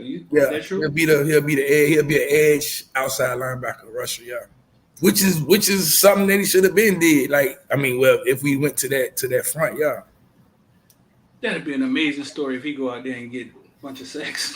If they put him on the field and tell him to go get the quarterback, Sam going to get the quarterback. You better believe that. Sam, one of his attributes was speed. He going to get the quarterback, man. If you watch Nick Bonito at Oklahoma, if Sam get anything, if he's able to do what Nick Bonito did, just attack the quarterback, he's going to go get that guy. Sam going to get about 10 or more. Right. Cyrus Moss, he announced January 8th. I still feel good about Cyrus Moss. Ooh, you feel good about Cyrus Moss? Yeah. I feel good about Moss. I feel good about Coleman. I feel good about Stewart. They say Jabari Ishmael gonna eat. Yeah.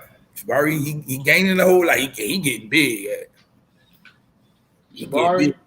When he came in, man, that man was all skins and bones, and he looked like he about 240 now.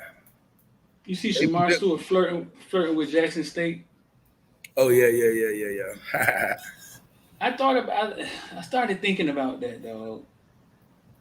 And I don't think that's as far-fetched as we think it is.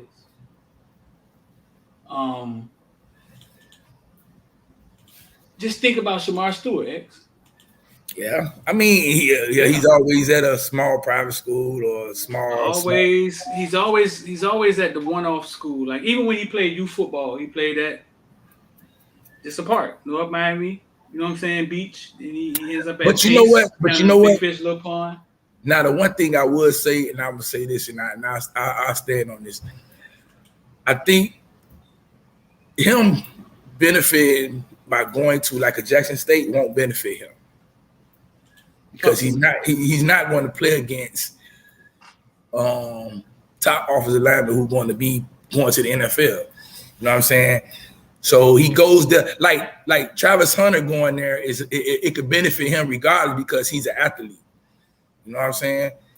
But you in the trenches, 9 times out of 10 they want to see you going up against some top talent, and if you could beat that top talent, okay, you ready. But if you're not going up against top talent in the trenches, who knows how good you're gonna be? You know what I'm saying? Maybe you're just bigger than everybody else. So I was thinking this. He plays for North Miami Beach, right? I watched Carson Haggard them beat him at least 3 or 4 times their career. You know what I'm saying? The biggest kid on the field.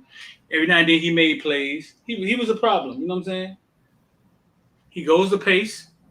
Ends up being the number 1 defensive end in the nation at one point in time. Just chilling at Pace, right? Like, just being at Pace, playing sometimes he hurt, sometimes. Now it's time for him to go to college, right? You do one off, make a good business decision, and you go to Jackson State and play against lesser talent again. We've seen him in person. Like, we know the kid. We know what he's capable of. We've seen him work out in practice, be the fastest one on the team, running up and down the field. So we know that he would probably test out, right? Is it possible that he just coasts through life like that, go play against lesser talent again, make them look bad, go to the combine, and test out? And he's taking a lesser route to the. Is that possible? Maybe. I mean, but it just never happens. Like it just never happens. Like the way things are set up, it rarely happens like that. But what if Shamar Stewart, being the number one of the top defensive ends in the nation, he goes to Jackson State, you know what I'm saying? Dominates, and it sticks with him. Like, he's still the number, you know what I'm saying? And it just catapults him to the next level. And now he's at the combine, and we know what's finna happen now.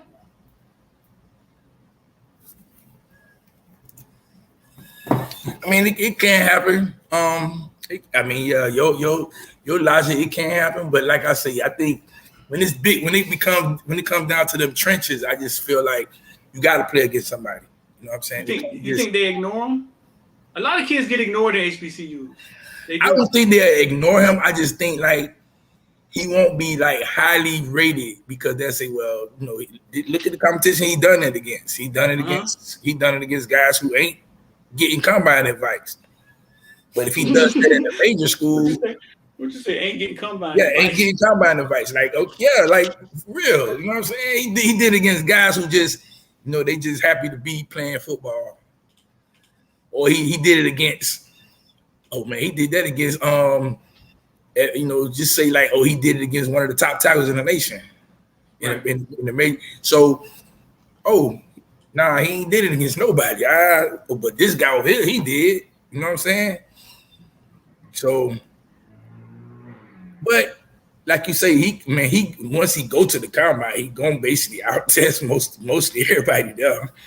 Yeah, like we know what he's physically capable of. He showed us videos of him. Hey man, look, man, him outrunning everybody on the team and everybody. Like, I think it was like the defense, or wasn't it the defense?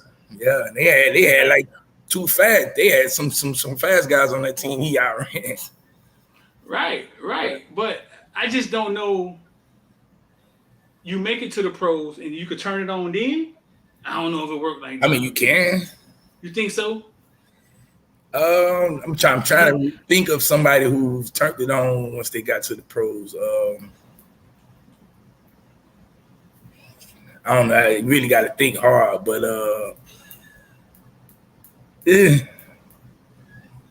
he got the physical attributes that he can. Right. And that's just what it is, because he's a beast right now.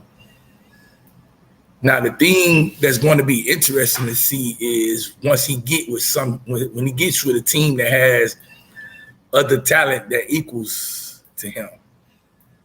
You know what I'm saying? To see, does he gets better, or does he, or does he stays to that level? Right, and right, because I haven't seen him, and I'm not finna sit up here and say silly shit like I've heard other people say, but we haven't seen him put himself in a situation where it's like he got to fight to get on the field, or he got to fight every game. You know what I'm saying? We haven't seen him put himself in a situation like that. That's why I was thinking. See what somebody said about Texas A&M. Texas A&M stacked with defensive linemen. Not saying Shamar wouldn't play at A&M, but he wouldn't immediately touch the field. We haven't seen him put himself in a situation to where opportunity wasn't on his side. That's why I feel we have a great chance to get him. He comes to Miami. I think opportunity is on his side, right? Yeah. He goes to Jackson State. Him and Travis Hunter has the world in their hands. It's a different thing. Yeah. They won't get that big college experience, but you know what they get?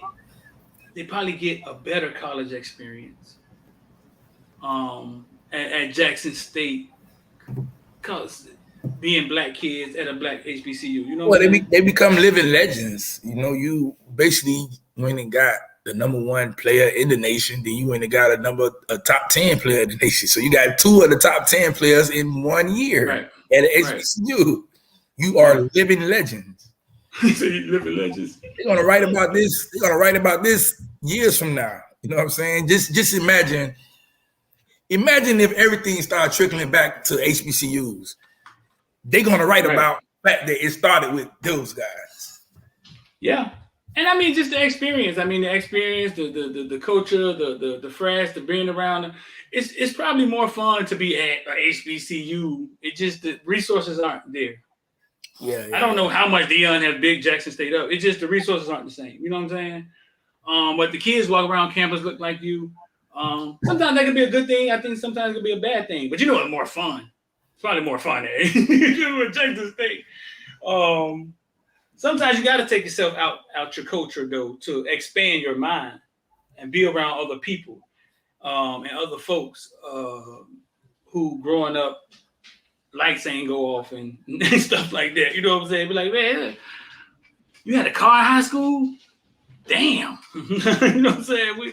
You got to be around other people. Look at that comment. Somebody just said, I guess it's Hurricane Pooh, say low-key that's how Chad Thomas and Joe Jackson got drafted after they murdered Notre Dame offensive line. See what I'm saying? Like, right. They went up against a first-round offensive lineman. I think the offensive line from Notre Dame got drafted in the first round, and they killed him. They beat him all game. Right. As a defensive end coming to Miami, bro, listen, you're following, like, I mean, at what our defensive ends are doing in the league, it's almost like a shoe-in. You know what I'm saying? If you on that stature of Samar Stewart or something like that, Cyrus Moss, yeah, man, because what Miami DNs had done in the league recently. Shout out to Dane, became a new member, big dog. Appreciate you. Got to go to the community section, man, to get into the group me. Yeah, so to come to Miami play defensive end is he's sitting pretty. If he was going to Texas A&M, I'm not sure what he's waiting on. And that's the thing. I keep telling people, like, man, if Shamar wanted to go to Texas A&M, he would have been committed to Texas A&M.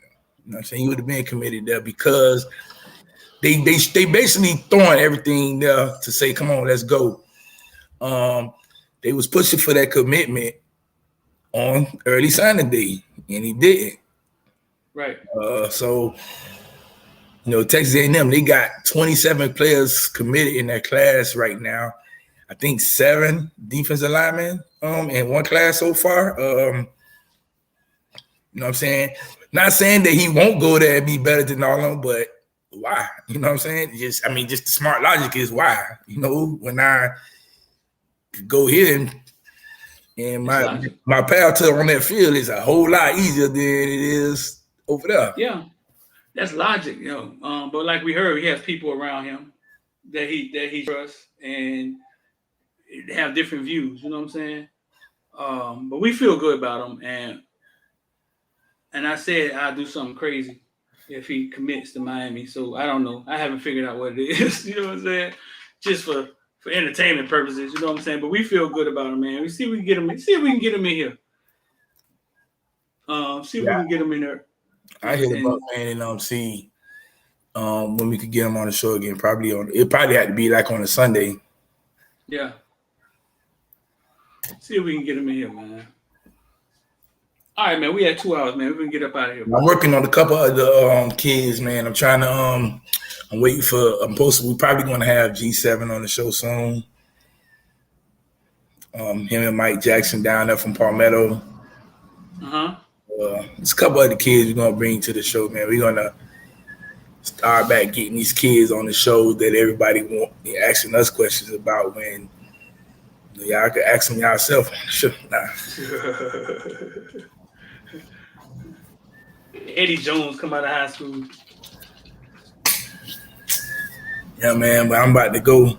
Finna go jump in the shower, man, to get myself ready for this game.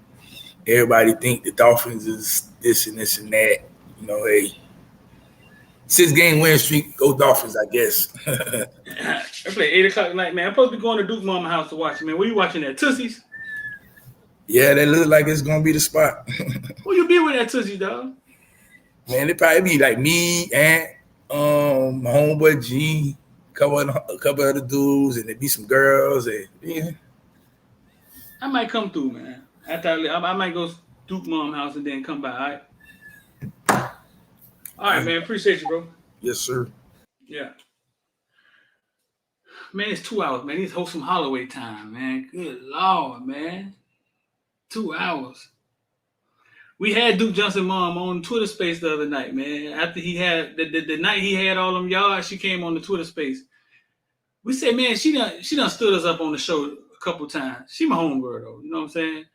She said, Streeter, I wasn't in a good football place. That was our explanation, dog. That was our explanation. She wasn't in a good football place. So listen, man. I'm about to get out of here. Investor die. Y'all boys want to get down? Send me a text. 786. The number scrolling at the bottom. Do you believe I still have people call me and be like, Steve, what's the number? 786-405-9499. Send me a text, man. Or click the link in the comment section. If you're on YouTube, it's pinned right at the top. That ain't the link. If you're on YouTube, it's pinned at the top. If you're on Facebook, I'm going to put it in the comment section for you. So you want to get down.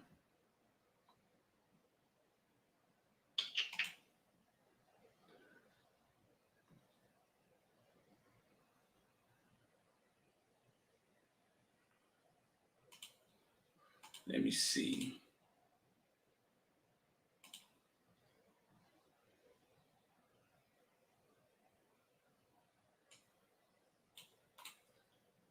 It's a holiday sale right now, $25. I explain it. If you don't know what it is, I explain it completely at the beginning of this video. Just rewind it back. Basically, we let you see what we investing in.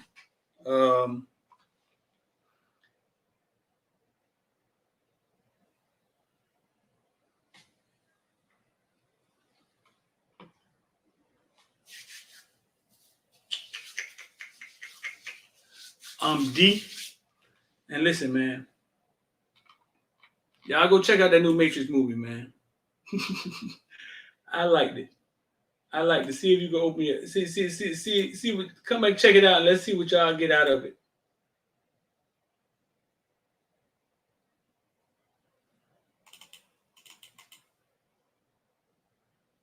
Darn, I don't think I've ever been on here for 2 hours, dog.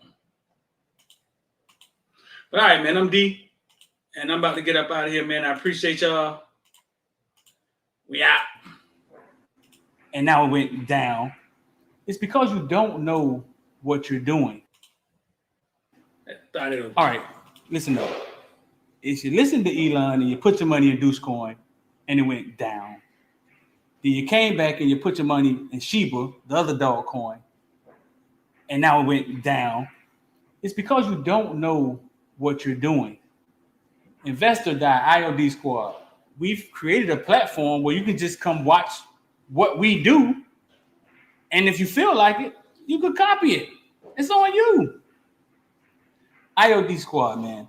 Click the link in the description or whatever it is. Come get on the platform and you can just see what we do and stop putting your money in things and they go down.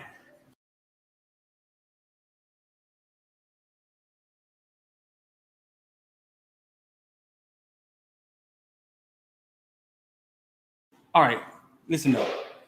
If you listen to Elon and you put your money in Deuce Coin and it went down, then you came back and you put your money in Shiba, the other dog coin, and now it went down, it's because you don't know what you're doing. Investor Guy, IOD Squad. We've created a platform where you can just come watch what we do. And if you feel like it, you could copy it. It's on you. IOD Squad, man. Click the link in the description or whatever it is. Come get on the platform and you can just see what we do and stop putting your money in things and they go down.